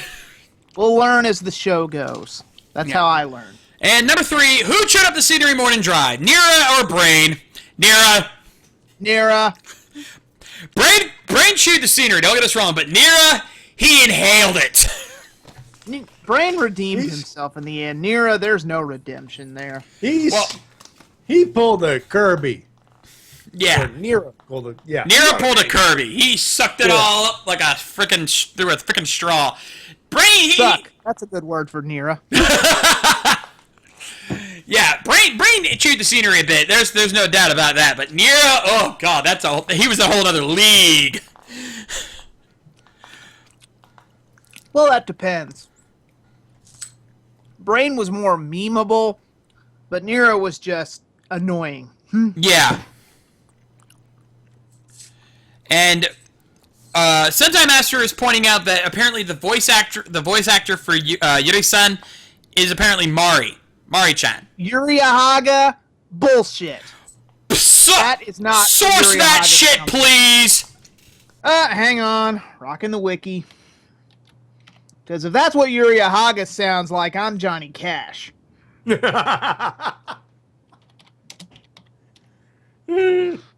I'm Kurt Angle with a ukulele. I don't know where that came from, but I've Kurt Angle. Easy. Save yourself In the my trouble. It's not regular Mari. It's young Mari. Oh, young Mari. Well then there's a difference. Don't say it's voiced by Mari-chan because it is not Mari-chan. At least say Chibi Mari or something. Yeah, that's Aoyuki. Well, that name sounds familiar, but Yuri Haga has standards. She wouldn't pull that crap. Well, By the way, I would check say your mic. that I because can barely hear she you gets right killed off now. in Rider series. John, can you check your mic for real quick? I just did. Okay. Your I mic had is to going reset it. south, buddy. My mic is think- giving me a lot of shit tonight. I think your mic might be heading the way of the Betamax. I do not need it happening now. I think it's more my computer. I think the freaking USB ports are dying. And mouse is giving me a bunch of shit, too. Anyhow. Yeah. Anyway, moving on. Real quick, though. Easy. You talk about Yuri having standards, yet meanwhile she gets killed in every Rider series she's been in. Hell, every Toku series. Hey. It's not her fault, it's Ino's fault. My point stands. Alright, so that's it for the... He says brain, by the way, because he says Nero was essentially a Looney Tune trapped in a man's body. So, there's True. that. Now, before he goes, he says, first for your amusement, I give the American casting of 4 characters from Drive. Oh, this should be good. Oh, yes. It is very good. Number 1. Professor Bano. Played by Tim Curry. Voiced, yes. Real body, no. No. Then again, we never Yeah. really saw Bano in his real body, so they can get away with that. Number 2. Krim Steinbelt. Played by Peter Cullen. Someone's been watching Knight Rider.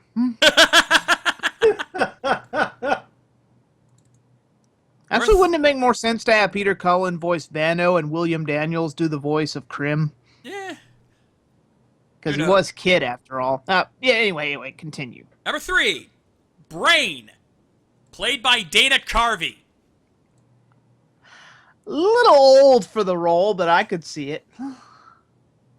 And number He's 4. basically Garth Algar, only smart. And number 4. Well, Garth was smart. Garth was smart. He invented things. Yeah, it's true. And number 4, Hart. Do I even have to say it? Oh. Do I even have to say the name? You know who it's gonna be. John Everywhere Stamos. you look, everywhere there's a heart, a hand to hold on to. We only called him that every episode we saw him in. I would love to meet John Stamos and get his reaction. And it's like, look at this guy from this Japanese show, John. He's totally copying your look, man. It's like a Japanese Jesse Kasopoulos. Come on. Have mercy. Yeah, holy crap. And he also mentions that his birthday was a few weeks ago when he sent this. It was like last week, so... I know we already Subarashi'd him last week, so we're good there. Subarashi, again, just in case. There you go. Indeed, moving on. Anyway, that's it for him. We move on to Supernova. Matty. Well, Easy likes something of decade that isn't just because of the end, and Shades likes Drive now? Are you guys evil doubles? What? I should know. I had 4 of. I should know. I should add 4 of them. Also, Alba Ranger all the way. Hey guys, Supernova here, Blazing Knight of RVT here. We just hit 800. Pace yourself, Matty. And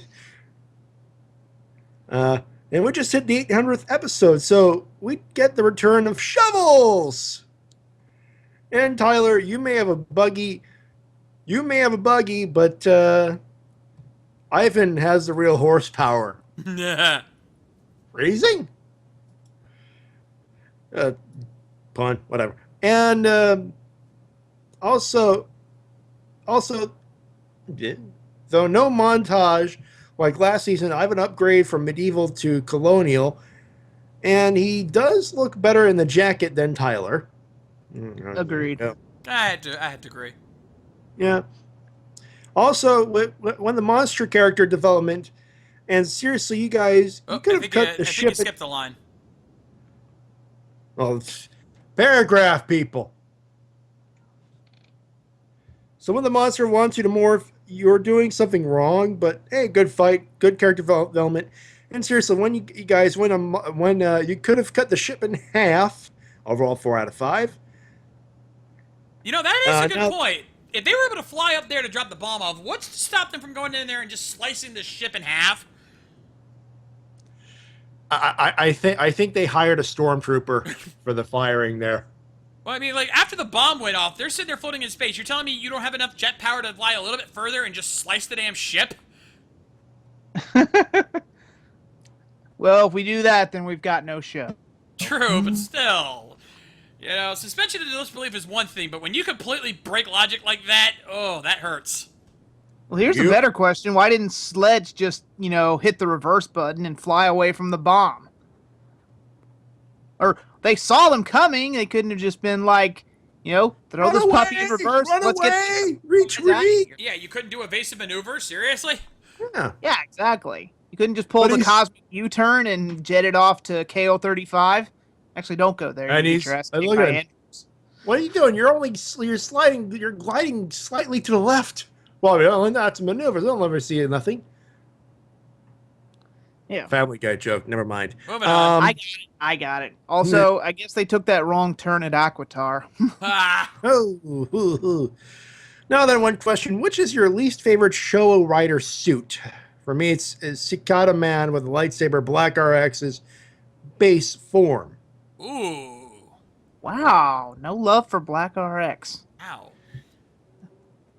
Give us a few minutes. Give us a few couple of weeks. We'll change your mind with RX. Well, I think he's just saying the suit. Like, we're not talking about the character, Yeah. we're not talking about the show, we're just talking about the look. I don't know. Least favorite show rider suit. I don't know. I would say Rider Man because it looks so different from everyone else's, but that's too easy. No, 'cause I don't agree with that because it's unique and they did something with that. Actually, if there was like a writer that, to me, it has to do something to stand out. And honestly, this is where I think two writers have to fit into this, and it's kind of a tie because they both have the exact same looking suit. Zedo and Jay. I mean, they look. There are plenty of times where I honestly can't tell. Like, if Jay is supposed to be shrunken down, I can't tell which one's which. It is a tad confusing. I mean, you gotta look really close to tell the difference. Yeah, there are differences. The stripe designs are different and different colors, but honestly, unless Jay is full grown, you can't tell the difference between the two. Like, when they teamed up in Kamen Rider World, you would not know which one's which half the time. And that is a problem. That is a very big problem. I mean, every other rider, there's something about them that stands out. Something that makes them unique. You could say Stronger's is a little ridiculous looking, but that's kind of the point. Same with Super 1 with the tassels. It looks a little weird, but, they made it work. I think if there was any other rider that honestly was just too bland in terms of just suit design, probably Skyrider. Because that's what bugs me more. I don't mind different or unique or weird. I don't like bland.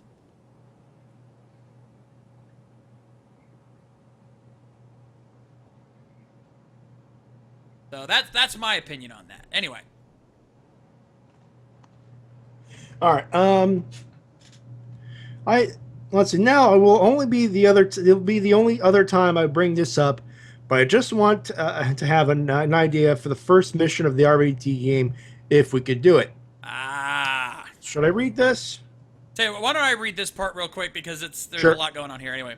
Yeah. So this is an idea for a mission for the RVT RPG that we've talked about before, especially if you were on Matty Jay Live last week. Mm-hmm.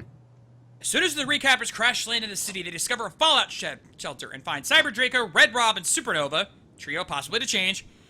They learn the Legion has wiped 99% of all heroes' powers down to their basic strength, and that the survivors are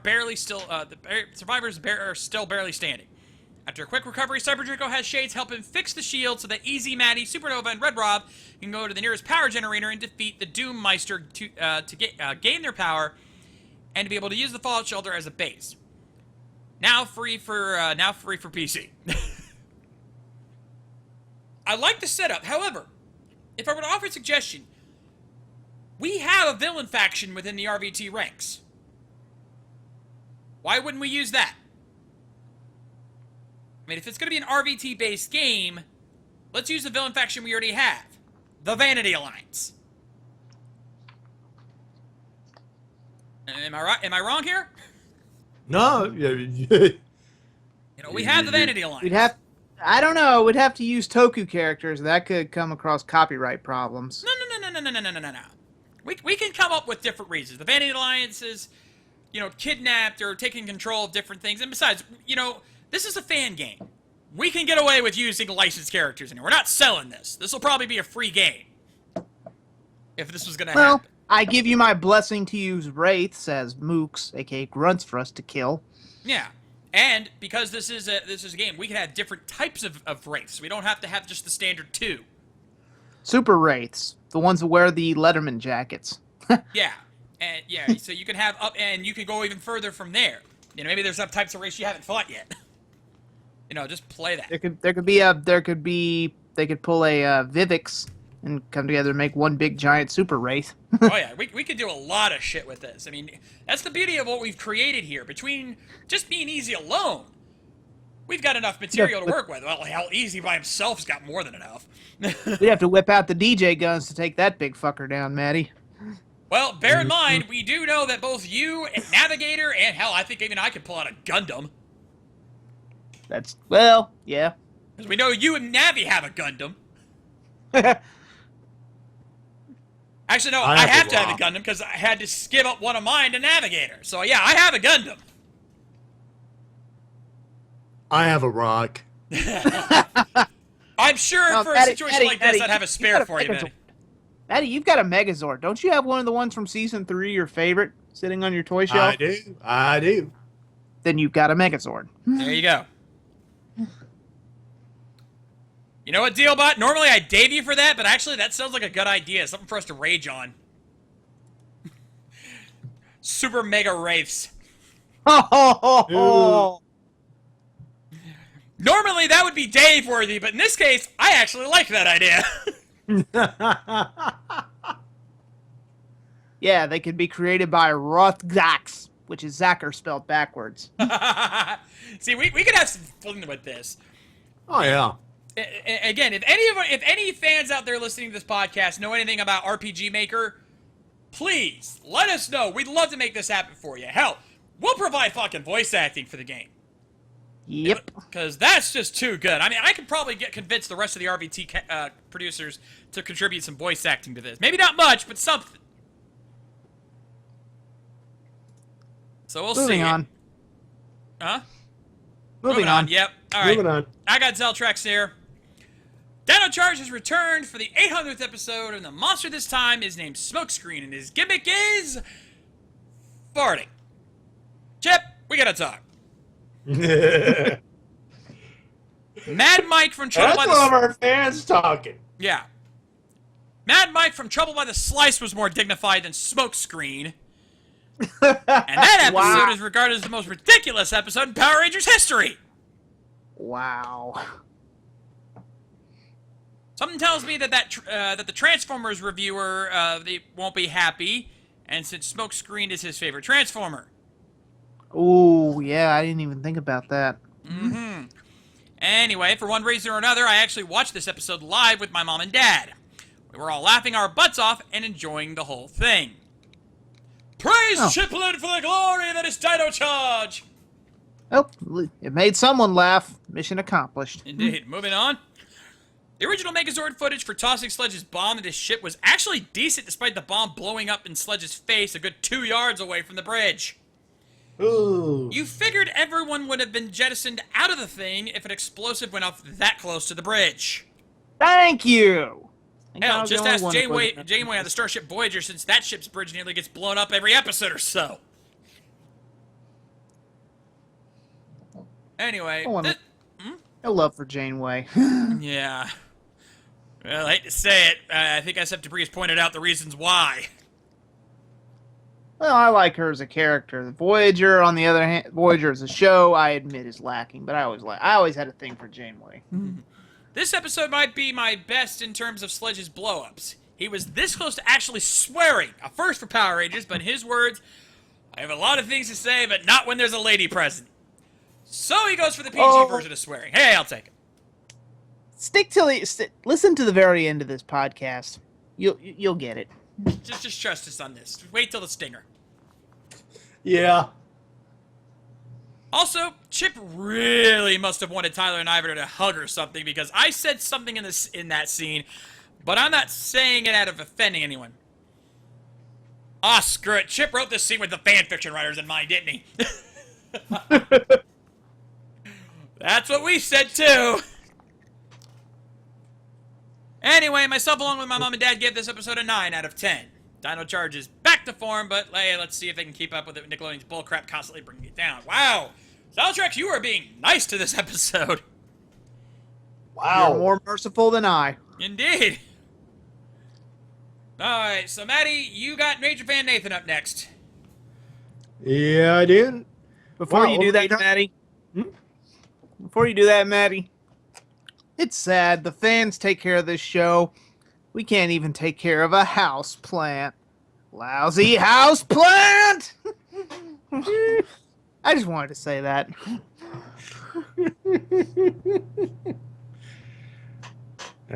Yeah, okay.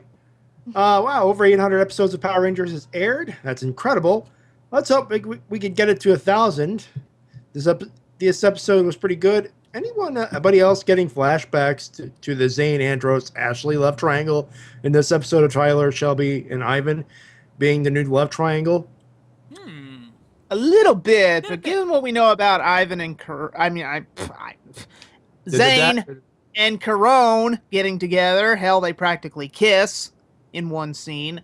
Kind of ruins that whole comparison. You got the right idea, though. Oh yeah, it's there. I sense it. It's there for sure. There's definitely a love triangle. How much would we have marked out if it showed Carone and Zane together in Super Mega Force? How awesome would that have been? Oh, yeah. Good overall, good episode. Not as good as the previous episodes, but still good. Wow, we're actually wow. We're in the minority over here. Yeah. Questions. One, would you like to see Kamen Rider doing 10 years after movies for some of their shows? Yes, 1,000 times yes. Kiva should get one first. And I know our buddy James, aka Spade Ace on Toku Riffs, wants a Blade one badly. And it's been 10 years. True, but yeah, they'd have to call something else for that, because I think it's been past 10 years. Yeah. 11. 12. There you go. But still, yeah, I would love to see that. Episode 13. They shave an apple. Yeah, Well, but all the shows that leave us on a cliffhanger, especially ones like Blade and Kiva. Hell, Decade is getting close to 10 years, and we still want a movie that wraps up everything, that finally explains what in the mother fies Narataki is, because they keep changing him. What are you? Oh, Nori Takeda? Yeah, we've heard that a million times before. What are you, Narataki? Because they never give us a straight answer. Just when we thought we had everything figured out, okay, fine, he's a villain. He hates Decade that much that he's a villain. And then Kamen Rider tries out, praise the writers! What? Fuck, now I'm lost again. It's like no one knows what to do with this guy. But yeah, there's a... Yeah, hell, if they could somehow get Takeru Sato back, although he's moved on to bigger and better things, I'd love a Deno 10 years after. Yeah, but that's risky. And it'd be really awesome if they got Yuriko back to be adult Hana. But again, I highly doubt it. Yeah, that's asking for a miracle there. Number 2, it seems Amy Jo Johnson is going to her second con in Rhode Island. Do you hope this leads to her doing more cons after this one? Okay. Yes. Yes, but we actually talked about this on Matty Jay Live. Yeah. And something I noticed when the announcement was made is that she got a lot of heat. She got, a lot of hate, a lot of people, very negative reaction, yeah. And the reason for that was that many feel that she is just doing this to, appease her fans so that she can use them to shill her movies and stuff on. Again, Hey, not saying that's what she's come actually on. doing or that she actually feels that way. That's just the reaction that I'm seeing from a lot of Power Rangers fans. Newsflash, that's why 90% of Ranger actors go to Power Morphicon. What do you think Dan Southworth was plugging back in 2012? His new web series Divergence. Oh, no, and it was fucking awesome. So sometimes you should give Ranger actors the benefit of the doubt. I don't think that's what it is. I agree with you there. I agree with you that that's what 90% of these Rangers that show up to these cons are doing. There's no doubt about that. But I think the reason why Amy Jo is getting it so harshly is because it feels a lot more blatant with her. That she's not as active, she's not as willing to converse with the Power Rangers fan base like a lot of the other actors are on Facebook and Twitter and everything else like that. Well, some of them have their reasons. I mean, let's be fair here. I mean, Amy has moved on to bigger and better things. I mean, Matty, you mentioned Flashpoint, so maybe she can't get as involved as, say, David or Walter or even Austin. So maybe it's not in her time. A lot of that, I agree. I mean, hell, there's a lot of other Power Rangers actors who almost never show up to cons, don't get involved with the community, but a lot of them, they tend to not even, like, they just tend to completely shut it out. Like, Pao Nagisa, Pao Makaziva from Ninja Storm. Shane, yes. Yeah, Shane. I followed him on Instagram. He almost never brings up Power Rangers. Never shows up at any cons. But he doesn't get hate for that because, well, that's just how he is. He's accepted that. He's not going to get involved. That's not his thing anymore. He's not going to be known for Power Rangers. And that's fine. But he doesn't but he also doesn't go to, like, a con or two, and he doesn't just occasionally give them something just for the sake of shilling out their movies. I think what started this, and I know this is going to sound really bad, is when she offered to perform in the Pink Ranger suit if her movie got that special contest. True. I think that's when this started, because that was the first time she actually started interacting with the Power Rangers fans, like really start working with them, because she wanted to use them to help her movie succeed. There's nothing wrong with that. It's just, well, I think it's less about the fact that she's doing it and more about the way she's doing it. Yeah. Yeah, well. And we could talk about this till the cows come home. Yeah. But going back to the original question, we hope she shows up to more cons. Yeah, I hope she completely proves me wrong. I proves that theory wrong and actually shows up to more cons and interacts more with us fans. She does, then hey, I'll be glad to be wrong, because I don't want her to be like that. She doesn't have to be at every single damn, even non-Power Ranger related comic conventions like our friends Jason Font or Christopher Kamen Lee or any of the original MPR actors go to these cons that aren't even Power Rangers related, more like sci-fi or comic book related. They just go to each and every one they can. Especially Jason Font. I mean, poor Jason. He goes to so many cons. I'm amazed he hasn't been burned out yet. Seriously. But they pay the bills. The point is, it'd be nice if Amy Jo could do more of these in her downtime. She's a busy girl, busy with Flashpoint and her own movies and stuff, but it'd be nice if she could fit more cons in during her downtime. Power Morphicon and Ranger Stop may not fall into those downtimes, but again, you can't win them all. But, she shouldn't be spread so thin. And come on, let's be fair here. It's not the worst thing for a Ranger actor to plug something new they're doing. Hell, look at what I'm trying to think. Well, he wasn't really plugging it per se, but we talked to Michael Capone during dinner at Ranger Stop, And he was mentioning that Kickstarter of his about that movie. Remember, Matty? Yeah. Yeah. And you know, it's something he really wanted to get off the ground, but it never happened. And Which is sad. I wouldn't have faulted him for plugging it during conventions, or hell, Rhett Fisher has a band or is singing now. He's plugging that at Power Morphicon. He'll probably plug it at Ranger Stop. We're just saying, you shouldn't fault them for putting their new stuff first and being a Ranger actor second, because, you know, some of them want to move on. Don't let them be trapped in the past. Yeah. So I agree that does get on my nerves sometimes when people fault them for just, you know, using something. It's not always that way. Yeah. Sometimes give these actors the benefit of the doubt sometime, and Yeah. at least feign interest in their new stuff. I mean, even if you don't like that they're moving on, at least give them interest. Show that you're interested. You know, do something. Anyway, let's get off of that. Yeah. And, by the way, we have company. Hi, honey. Matty, go ahead and move on. All right, number 3. I know you get asked all the time which figure arts we would like to see but next, but how about which Kamen Rider or Sentai figure arts came out? How about which Kamen Rider or Sentai figure arts came out, and were you surprised they got figure arts before another season? Okay, what he's asking is that were there any figure arts that we saw come out that were like they put that out before another season? Well, keep in mind, Sentai figure arts were not selling.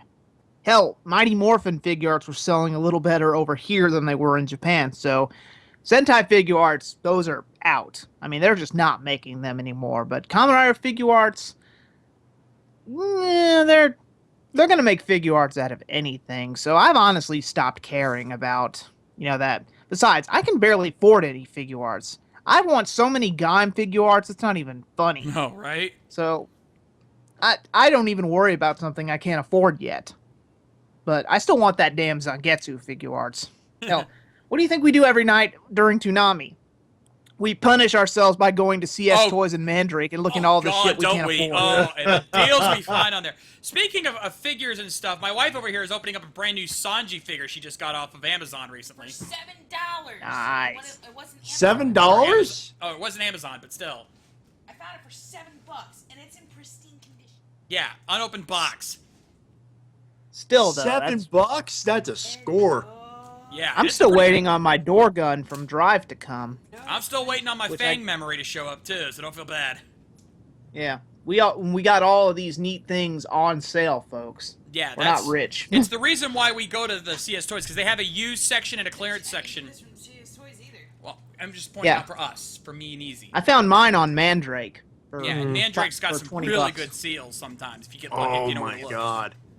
There are some things I'm like, God damn, I wish I had more money. You know what I mean? Would you like to tell them?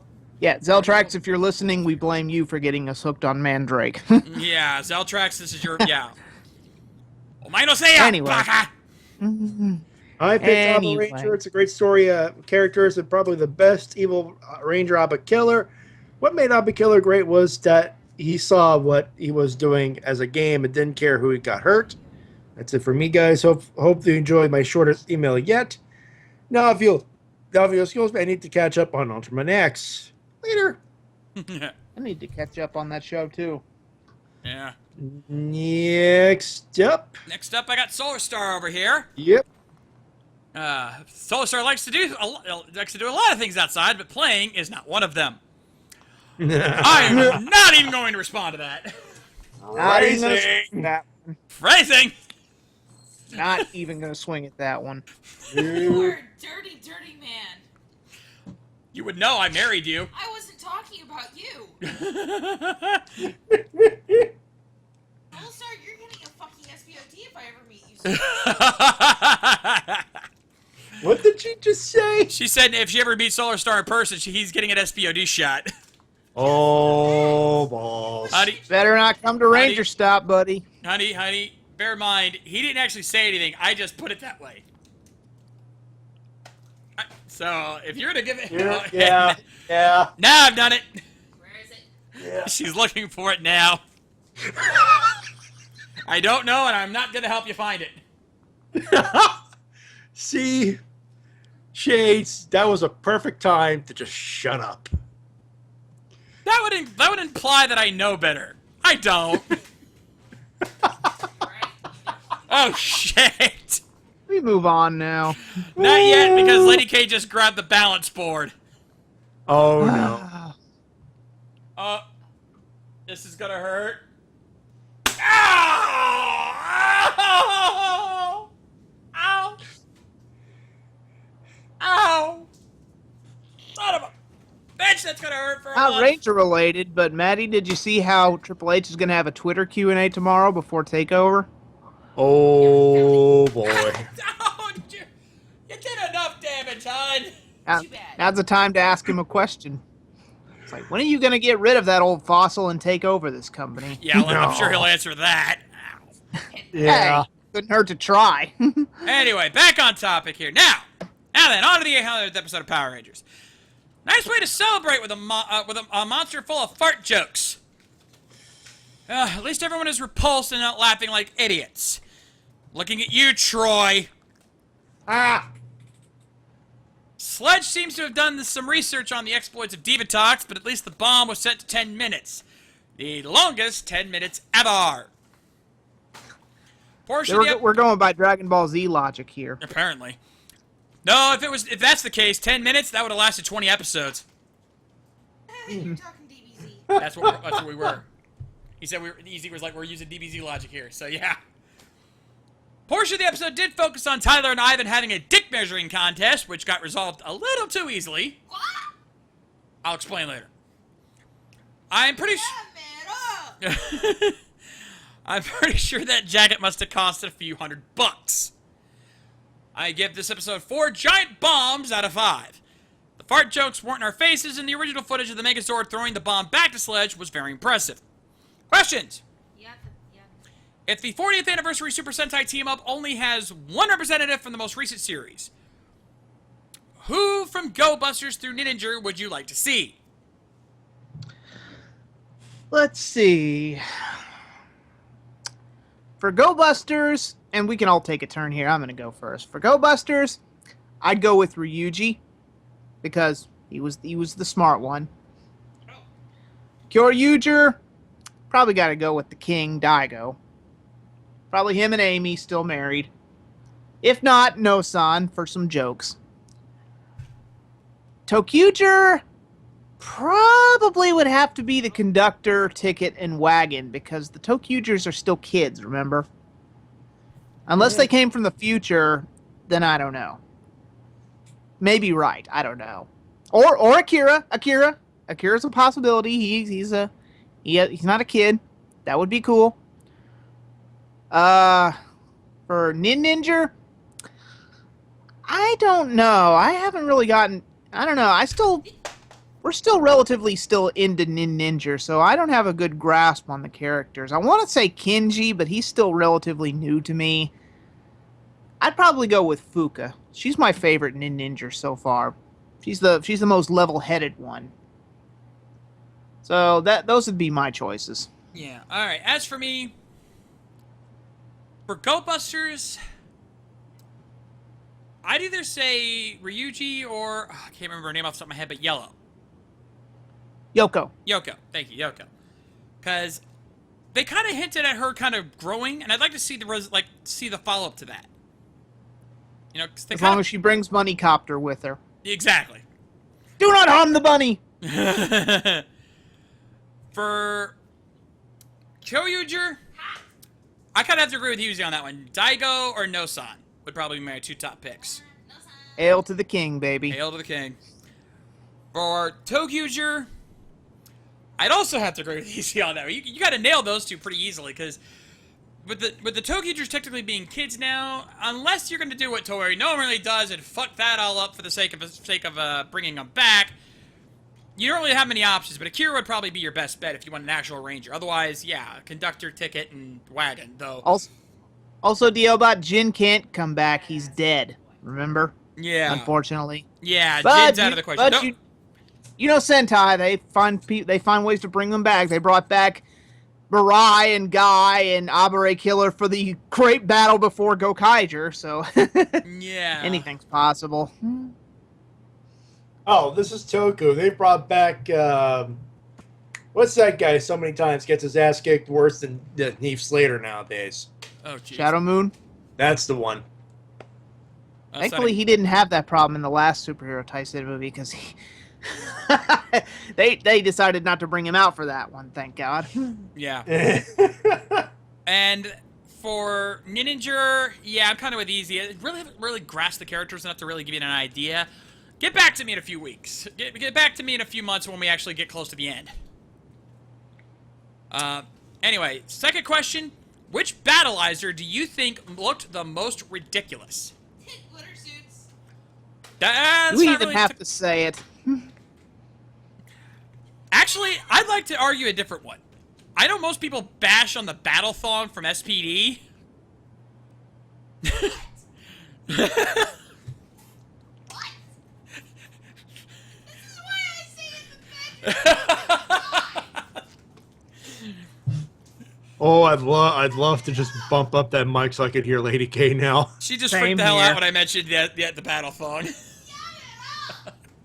Yeah, it is a thing. It is a thing, as much as none of us like it. But I'd argue that that one, when I first saw the SPD Battleizers, that didn't really immediately bother me. I mean, looking back, yeah, it looks kind of stupid, but it doesn't stand out that much. It doesn't jump out at you. Unless you're honestly paying attention. I think there was a reason, still though, I think there was a reason only Toei took the Mode 2 armor and not the first one. You forgot the brown thong and the lightsaber. Yeah, we don't need that. But it's part of the, no. But no. Me stir Toei no want thong. But it's part of the Battleizer. No. No, if there's one Battleizer from Power Rangers that I honestly feel was more ridiculous than that, we have to jump back a season to Dino Thunder. Stretchy arms. Yep, kind of The stupid. giant dragon shoulder pads that barely hung on to that damn thing, and the fucking dragon stretchy arms. That to me was the most ridiculous looking thing. Even when I first watched Dino Thunder, I looked at it, I'm like, what the fuck is that? Also, Dragon Yo-Yo. Yeah, that was a thing. Here's a good lesson for the kids at home. Dinosaurs do not equal, and there should be an equal sign with a slash in it, dragons. They're not the same thing. No. Zero Ranger and / Mighty Morphin would like you to think they are, but they're not. Yeah. So that's where my money goes, is the frickin' the Dragon Battleizer from Dino Thunder. All the other ones, some of them looked a little more, some looked a little more ridiculous than others, but that to me was the tip of the eye. Even Operation Overdrive didn't pull shit like that. And trust me, that one wasn't very good either. Yeah, let's move on. I hate to break the conversation up, but I'm looking at the time here, you know? Yeah, we're moving on. Trust me, we got a lot to cover. Anyway, Matty, you've got Dragoon. All right. Comes in jamming to surprise drive while riding Trideron and parks. Aw, don't make us miss Drive any more than we already do. Yeah. Man, I'm going to miss this song. See, he misses it as much as you guys do. Mm-hmm. Anyway, guys, Grad Dragon here. Now, to this episode, first off, I kind of like the whole Tyler and Ivan trying out to outbest each other. It sparked a lot of good, funny moments for me. The monster was pretty to me. A farting fog monster? Oviraptor Charger versus this monster. Oh, no. No. God, no. Who would win a stink off? Nobody. No one. Yeah. No one wins. No one wins. It's the war games. The best course is not to The play. only winning move is not to play. That's the one. Let's see. Now, you guys know I'm kidding. The fight with Tyler and Ivan in the Megazord was pretty neat too. Maybe one part of Dino Drive is that it can make Rangers pilot the Megazord alone and still have a decent amount of power. Maybe. Another favorite part of mine is how Ivan and Tyler kind of tease the team with their gifts. That was great. Like a lot of Dino Charge episodes. I like this one. What else can I say? See you guys later. Drives off a Trideron. I guess people are a lot more lenient than we are on this one because everyone seems to be liking this episode. I think they're just quicker to forgive. Well, I think they're just quicker to forgive than we are. Apparently. Yeah, maybe. That's it. Next up, Keith, I think. Yep, Keith is up next. Hey guys, wanted to send you an email sooner this week, but I had trouble trying to find proper sites for the newer episodes due to a lack of resourceful streaming sites that barely provide the new episode without causing a virus to pop up. Ooh, yeah, that's You gotta be careful with that. That's what, yeah, Adblock does you good on that one. But now that I have seen this episode, I'll get my thoughts on certain things in this episode. Number one, I have a feeling the kids who were giving Dr. Morgan a hard time are the child extras who take the show seriously and decided to give Dr. Morgan a hard time as a way to pay her back for the figurative and literal crap she has given Shelby in the earlier episodes. I see what you did there. I see what you did there. Number two, given that the monster was another bad attempt at a fart joke, it's one of those instances where I say, okay, point in favor of the original Mighty Morphin series because it never had to rely on fart jokes for its humor. They had Bulk and Skull for most of that. Yeah, and those two had dignity. Yes. Number three, Tyler and Ivan. Ladies and gentlemen, I present to you your newest Dino Charge ship. Please sail it into calm waters. Hashtag I ship it. It's just like Who turned up my tablet? I thought I turned it off. it's just like Ben and Hoji. It's like, wait, do you ship Ivan and Tyler? Do you not? I'm making a new button now. Because I've got a button to make out of a certain song that I can use for shit like this. Do you not?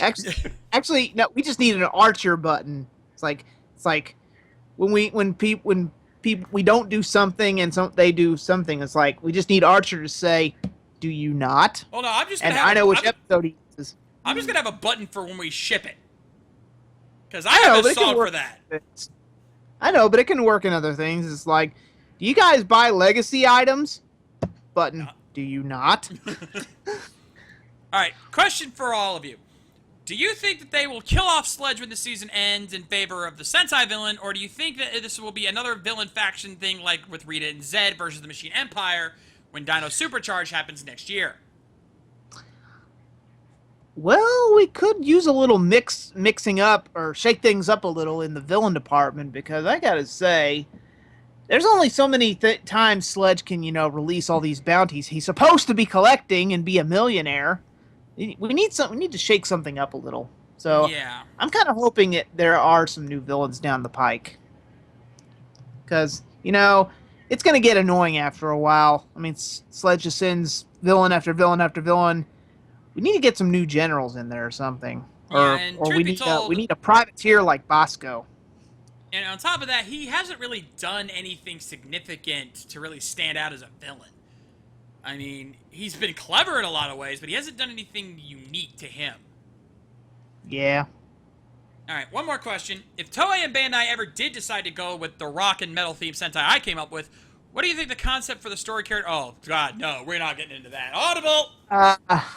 Audible! Yeah, we're going to abstain from that one. Much as we'd like to go into details and shit like that, there's just no way. All right, well, last up, I think.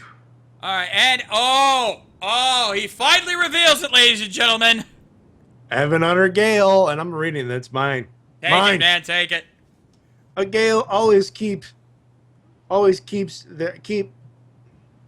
grammar. Sorry, a Gale always keeps his word. And here it is the thing that is way, way, way, way worse than Saban's Masked Rider. It is called Hanuman and the Five Riders. If you don't believe me, look it up during the live stream of Ranger Recap and see for yourselves. Ooh. What? Hanuman Never and the heard. 5 Riders. Never heard of it. You know what?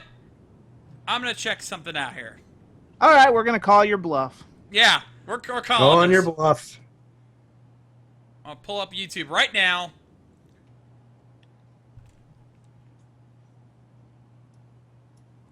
Let's see what we've got going on here. So, Hanuman and the 5 Riders. Oh dear God, just from the thumbnail images, I think he might be right. Challenge accepted. It looks like Oh it's my some God, kind the of first few seconds of this. I mean, I don't see any. I don't. It looks like it's a Japanese thing. Doesn't look like it's English from what I'm finding. Okay, from the description, Hanuman and the 5 Riders is a tokusatsu superhero film produced in 1975 by Shio Productions of Thailand. Half of the film uses footage from Kamen Rider X film 5 Riders versus King Dark. Wow. That's from the YouTube description here. Well, then I think it's disqualified then. I think Now- that kind of disqualifies it. Now, is it bad? Is it bad? looks bad. Probably. It looks But if bad. it's using Kamen Rider X footage, then it doesn't count. Yeah. Well. But it sounds bad. Ooh. Yeah. Well, then again, if it's using, if it's a Thailand movie using Japanese footage, that's technically an adaptation. The only problem is it's not an English adaptation. Or if it's made in Thailand, well, of course, Thailand's Be known nice for to see it if we can understand it. Yeah. I think All you right. guys, you came close, man. Try again next time. But that was, again, if it was in English, oh yeah, we'd be right with you, man. You did find an anomaly in Tokusatsu. I give you credit for digging deep. Yeah, credit where credit is due. But, no. You gotta do better than that, man. You've given me something to research, which I will do once I have some free time. Yeah. And that is it for the emails. Easy, you got any comments? A couple. And, just when that was getting good. Anyway, let's see. I got a few comments here. Five comments. Oh, make that 4 because P96822 posted twice. No double dipping, my friend. So I'm going to read the most recent one. He says, this episode was funny as flies.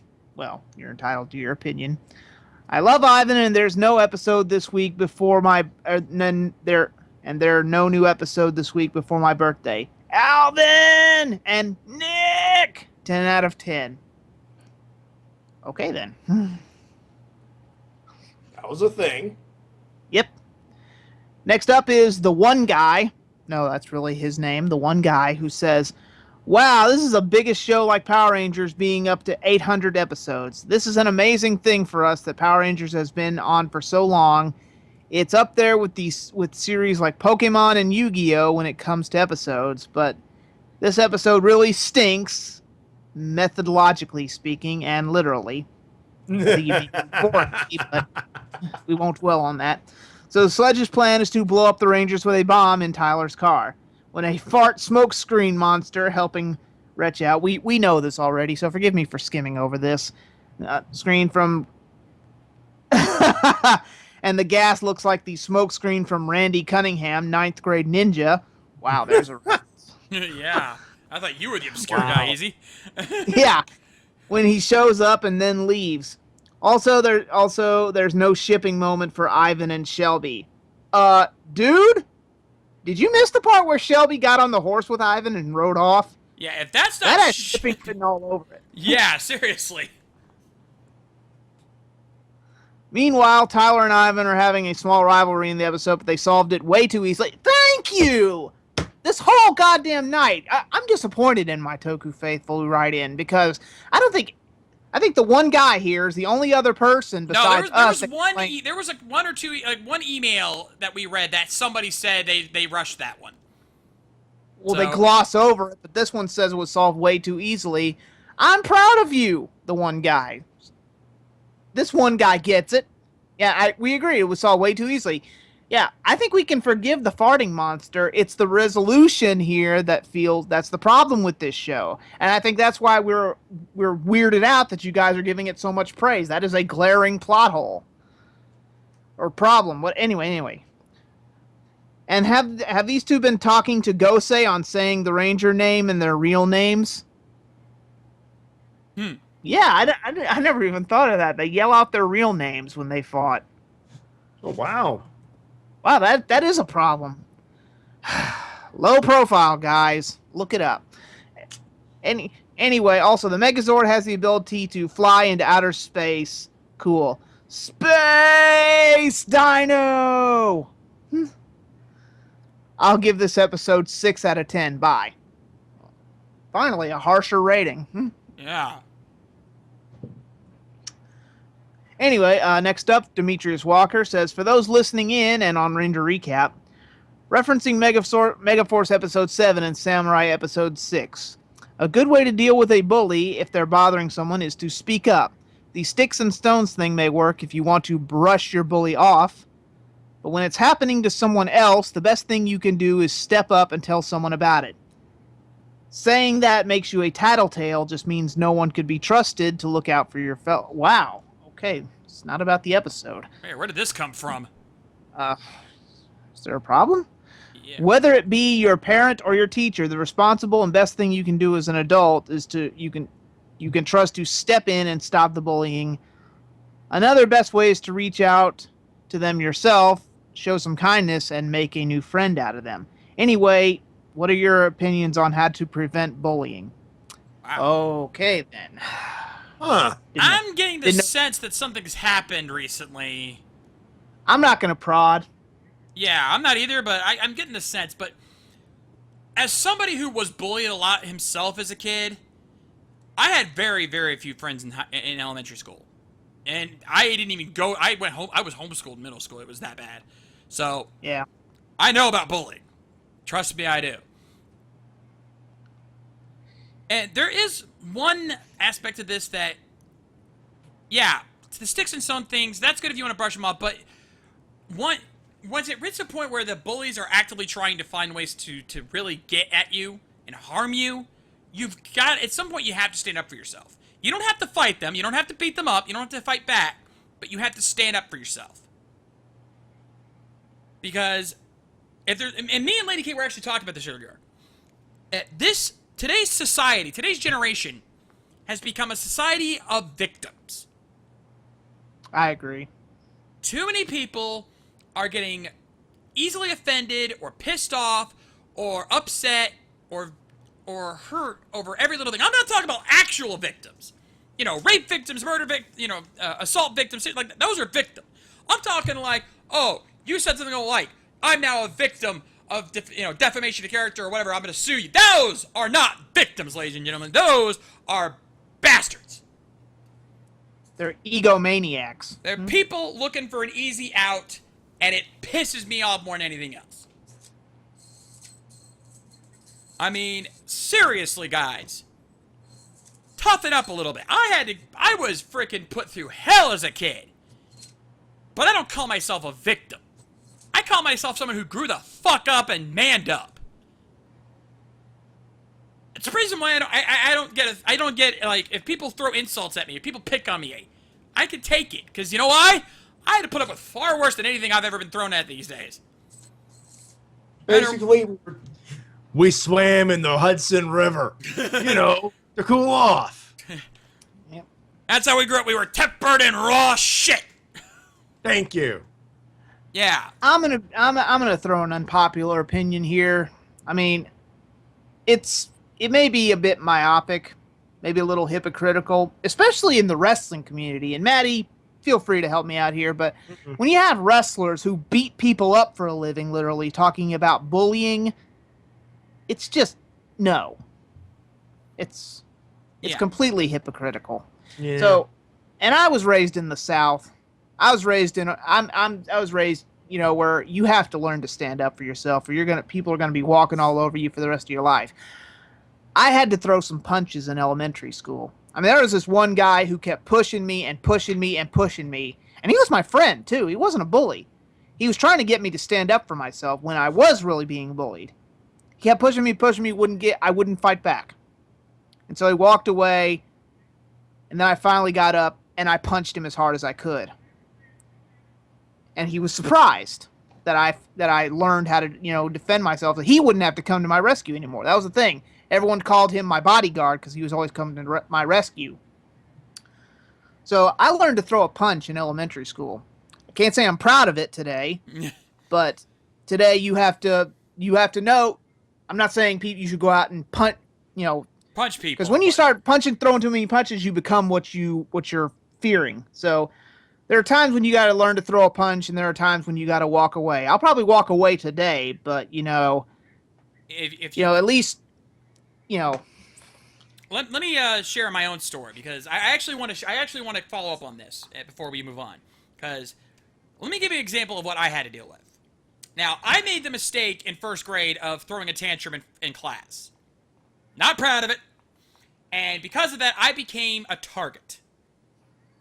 Every other boy in my school, in my class, in my grade level, saw me as a target. And they were more than happy to do it. To the point where even other bully victims. There was another kid that was getting picked on as much as I was. I tried to befriend him. He turned on me. He freaking backstabbed me so that he could look cool in front of the other bullies.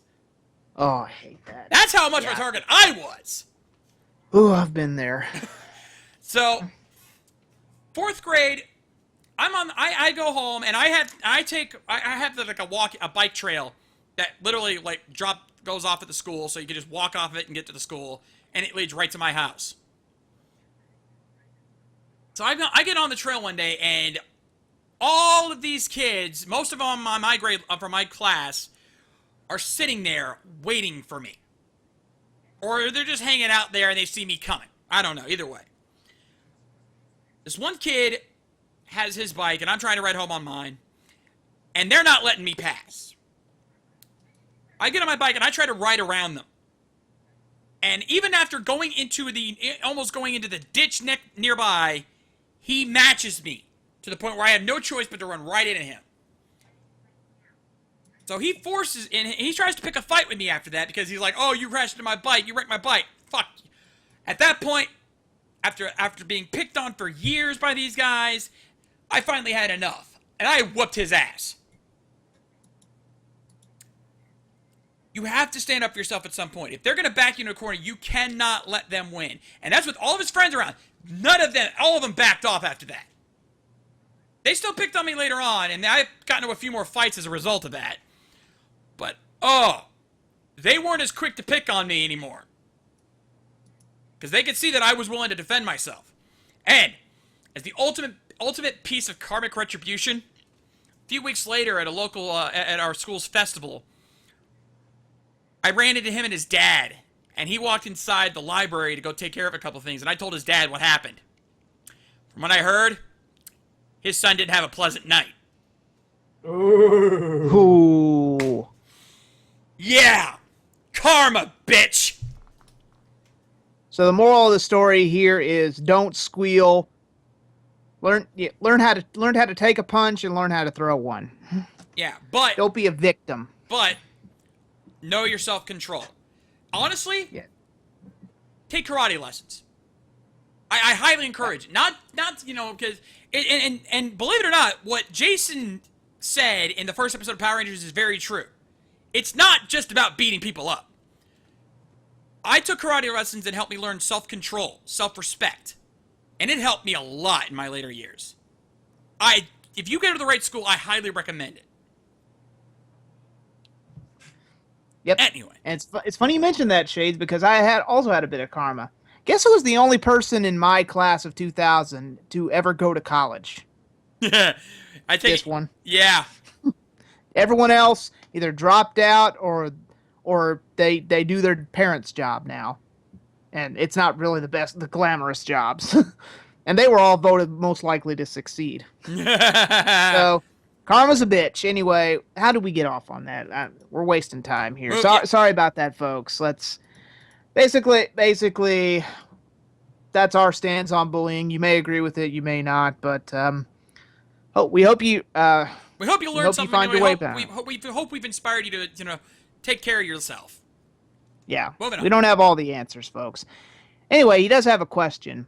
Also, what would you think of a common writer with backpacks as a gimmick? I've made a story on fanfiction.net called, and I'm sorry if I'm butchering this, Dangan Rompa Ganex to experiment on that. Actually, common writers with backpacks, that'd be kind of cool because you'd have one with a jetpack, you could have one with guns, you could have ones with all these technical gadgets.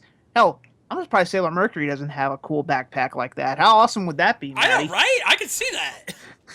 I could totally see that. Send us a link to that next time. We'll shine some light on it. That sounds interesting. Maybe Toei will get to that one anyway. Anyway, last comment. We're almost done. Chris Ortiz has the last comment of the night. Hello, guys. Well, we've now come to the 800th episode of the franchise. It's amazing how far this franchise has gone, especially when it comes to kids shows. So in this episode, Sledge decides to pull a diva tox and plant a bomb in Tyler's car, all while we have a new guy better than the leader trope.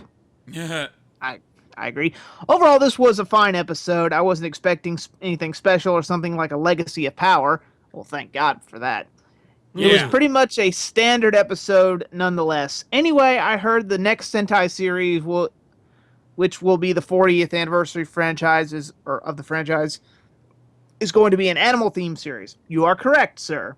I believe it's called Dobutsu Sentai Zyuohger, not to be confused with Dobutsu Sentai Go Busters. Let's not even go there.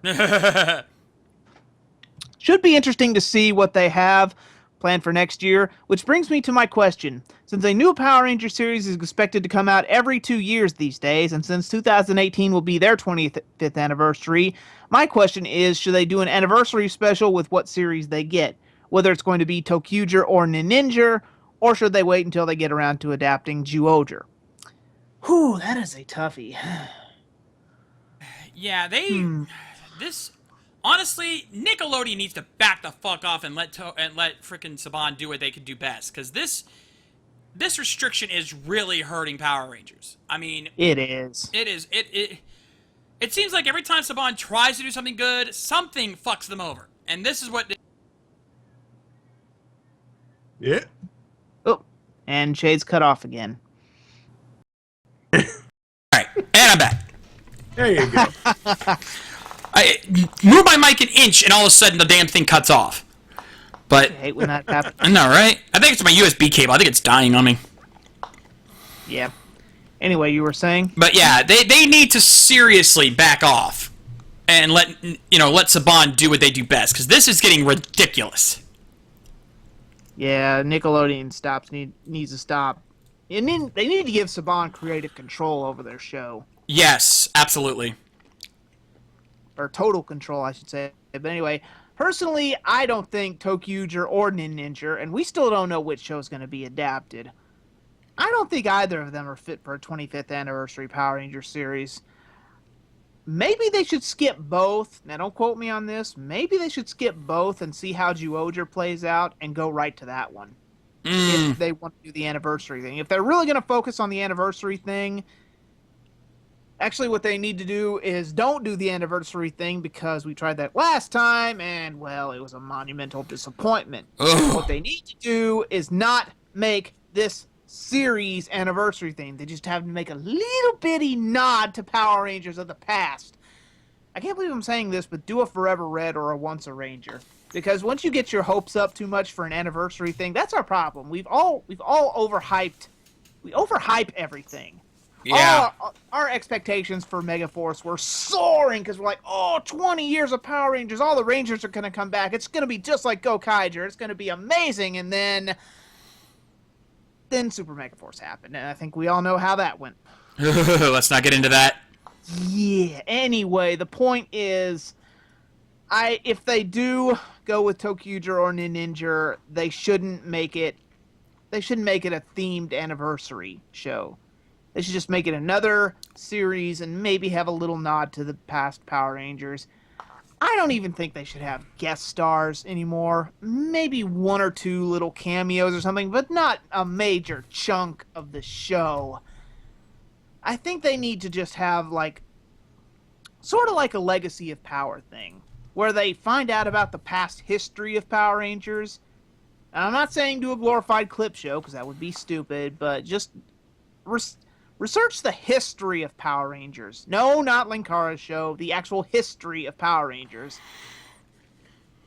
Or here's an idea. Have the new team watch an old episode of the original Mighty Morphin Power Rangers and discuss how things have changed in 25 years.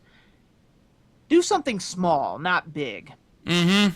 Aim low, basically. So that's my advice, but I don't know what Saban's going to do. I don't know what Nickelodeon's going to do. Let's just say, well, my mom always liked to say, don't get your hopes up, and that's my way with Power Rangers these days. I'm not getting my hopes up anymore. But that's it. I think that thanks. That does it?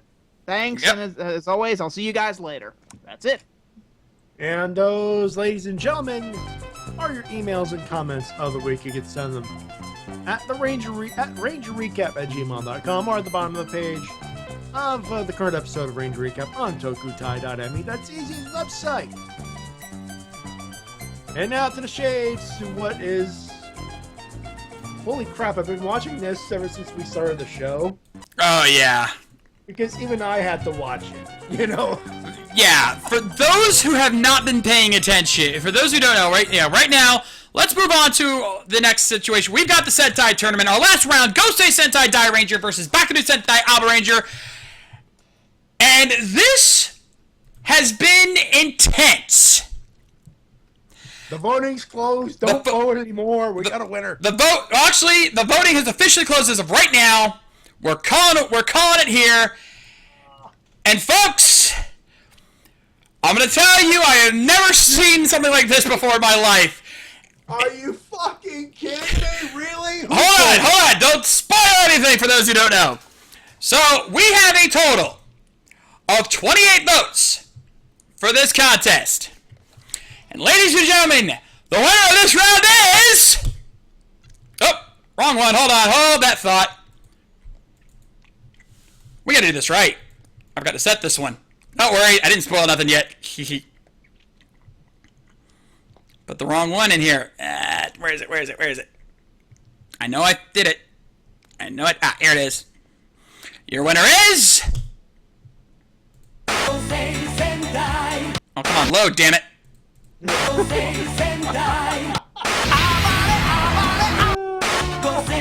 Oh, I see what it is. Okay, hold that thought. I hear noises, though.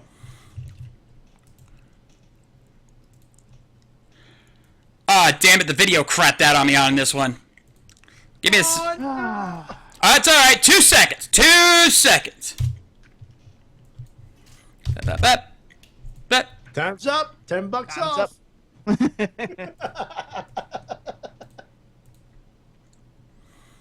Wise men say forgiveness is divine, but never pay full price for late pizza. Oh, hush up. No.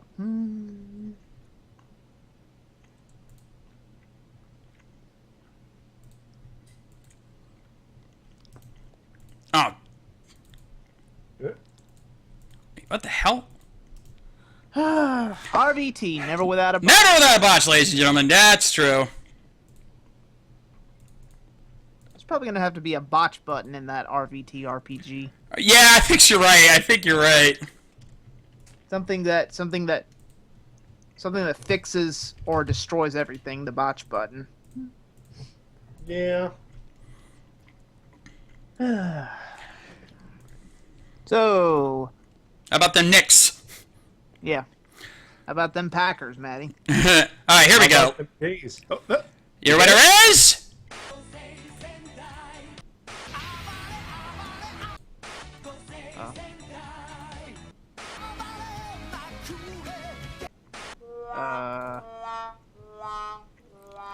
Ladies and gentlemen, we have a tie! I'm very disappointed in you all. 14 15-14, literally just as the polls closed. And just as someone snuck in, it was like at 13-14 the entire for the last half hour, and just as we get to this, someone sneaks in that last vote. And you know who was winning? Die Ranger was winning. Die Ranger was winning by one vote for the last half hour, and then someone grabbed that last vote in and tied it up. So, ladies and gentlemen, we are at a deadlock. This also means that we cannot move forward with the tournament because I can't do that. I can't. So, we're going overtime, McMahon. Yeah, we are officially in overtime. Before we can move on to the tournament, we have to settle this. So, that's it. All 10 of you, steel cage now. So, that means that you guys have an extra week to vote for this. Now, if you've already voted, you're not going to be able to vote again. So, you need to spread the word to everyone out there. Get some more votes in here. If I have to, I will disqualify both teams if neither one wins. I will find a way. There must be a winner by next week, but we're going to give it one more chance. Die Ranger versus Abo Ranger. Oh, my God. I never thought I'd see the day we'd have a tie on this thing. I always figured we'd have something. All right, Dealbot, now you're getting it. Dang!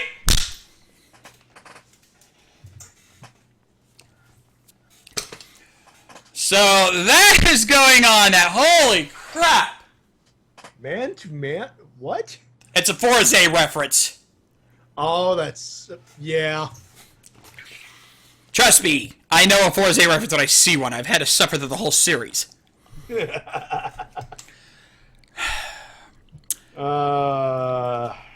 So that does it for that. So it's time for us to move on. I've got my fundraiser to talk about as always, and let me turn that down on my end. We're up to $190 right now, over $200 technically thanks to Mike Shell, though I had to get some of it to get my Fang memory with his permission. So we're up to $189. I'm this close. If I can at least get $250, I can make this work. And I might come up with some incentive if we reach that $250. $250 minimum.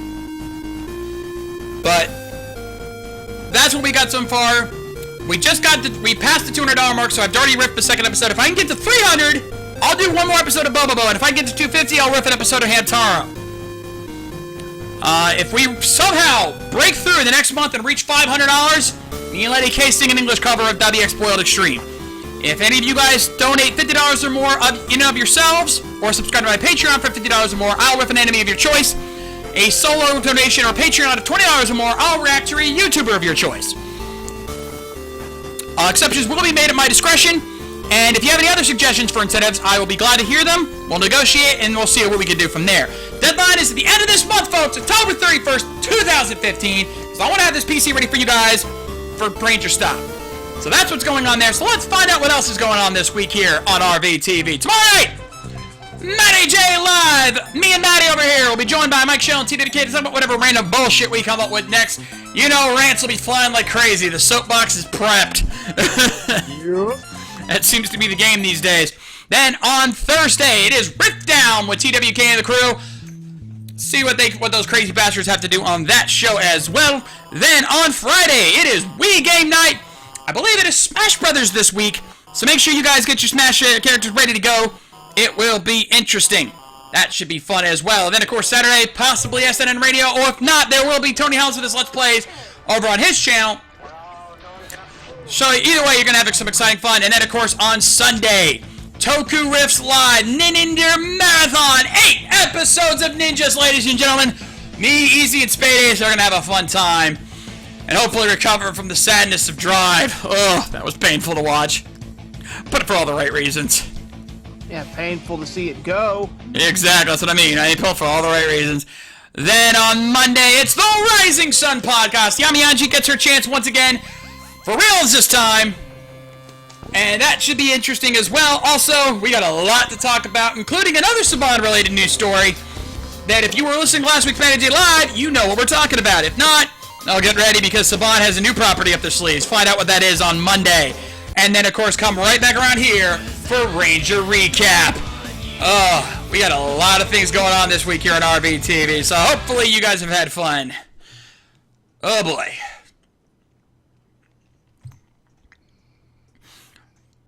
Crazy is involved. Well, it's us. Of course it's crazy. You know, the sad thing about this new show Saban's got? Nickelodeon's not getting their grubby hands on it. No! And yet... Lucky them. And yet... says, Saban, tells them you got off easy. And yet, somehow they're still only doing a 20-episode split. Well, I don't know what to tell you there. I know, it's weird to me, too.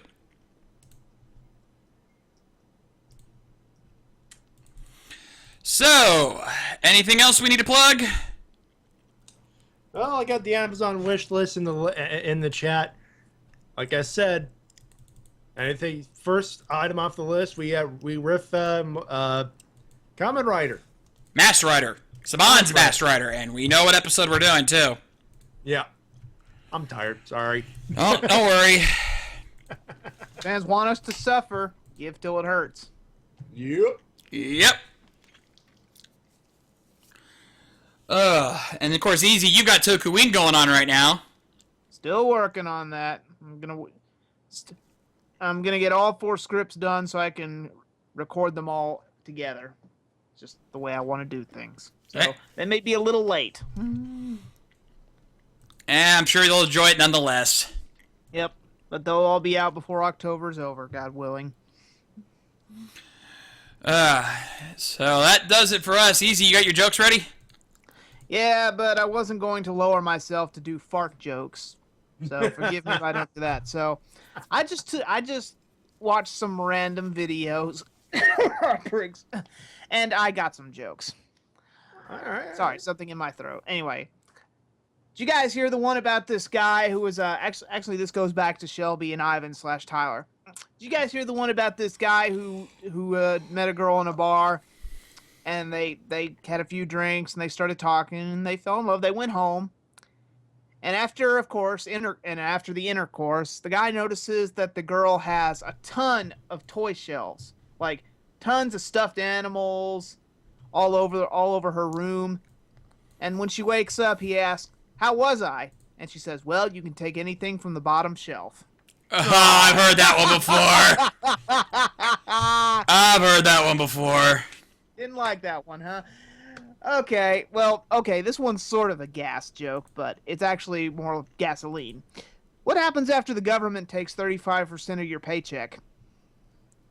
The gas station takes the rest. No.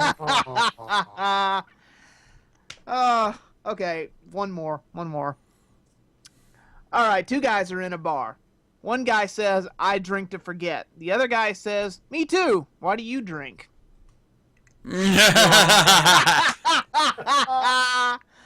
I'm Easy Rider, reminding you that the fan sub will never die. We are your Ranger Recappers. We will see you next week. And as always, don't forget to Dino Charge, and may the power protect you. We'll see you next time.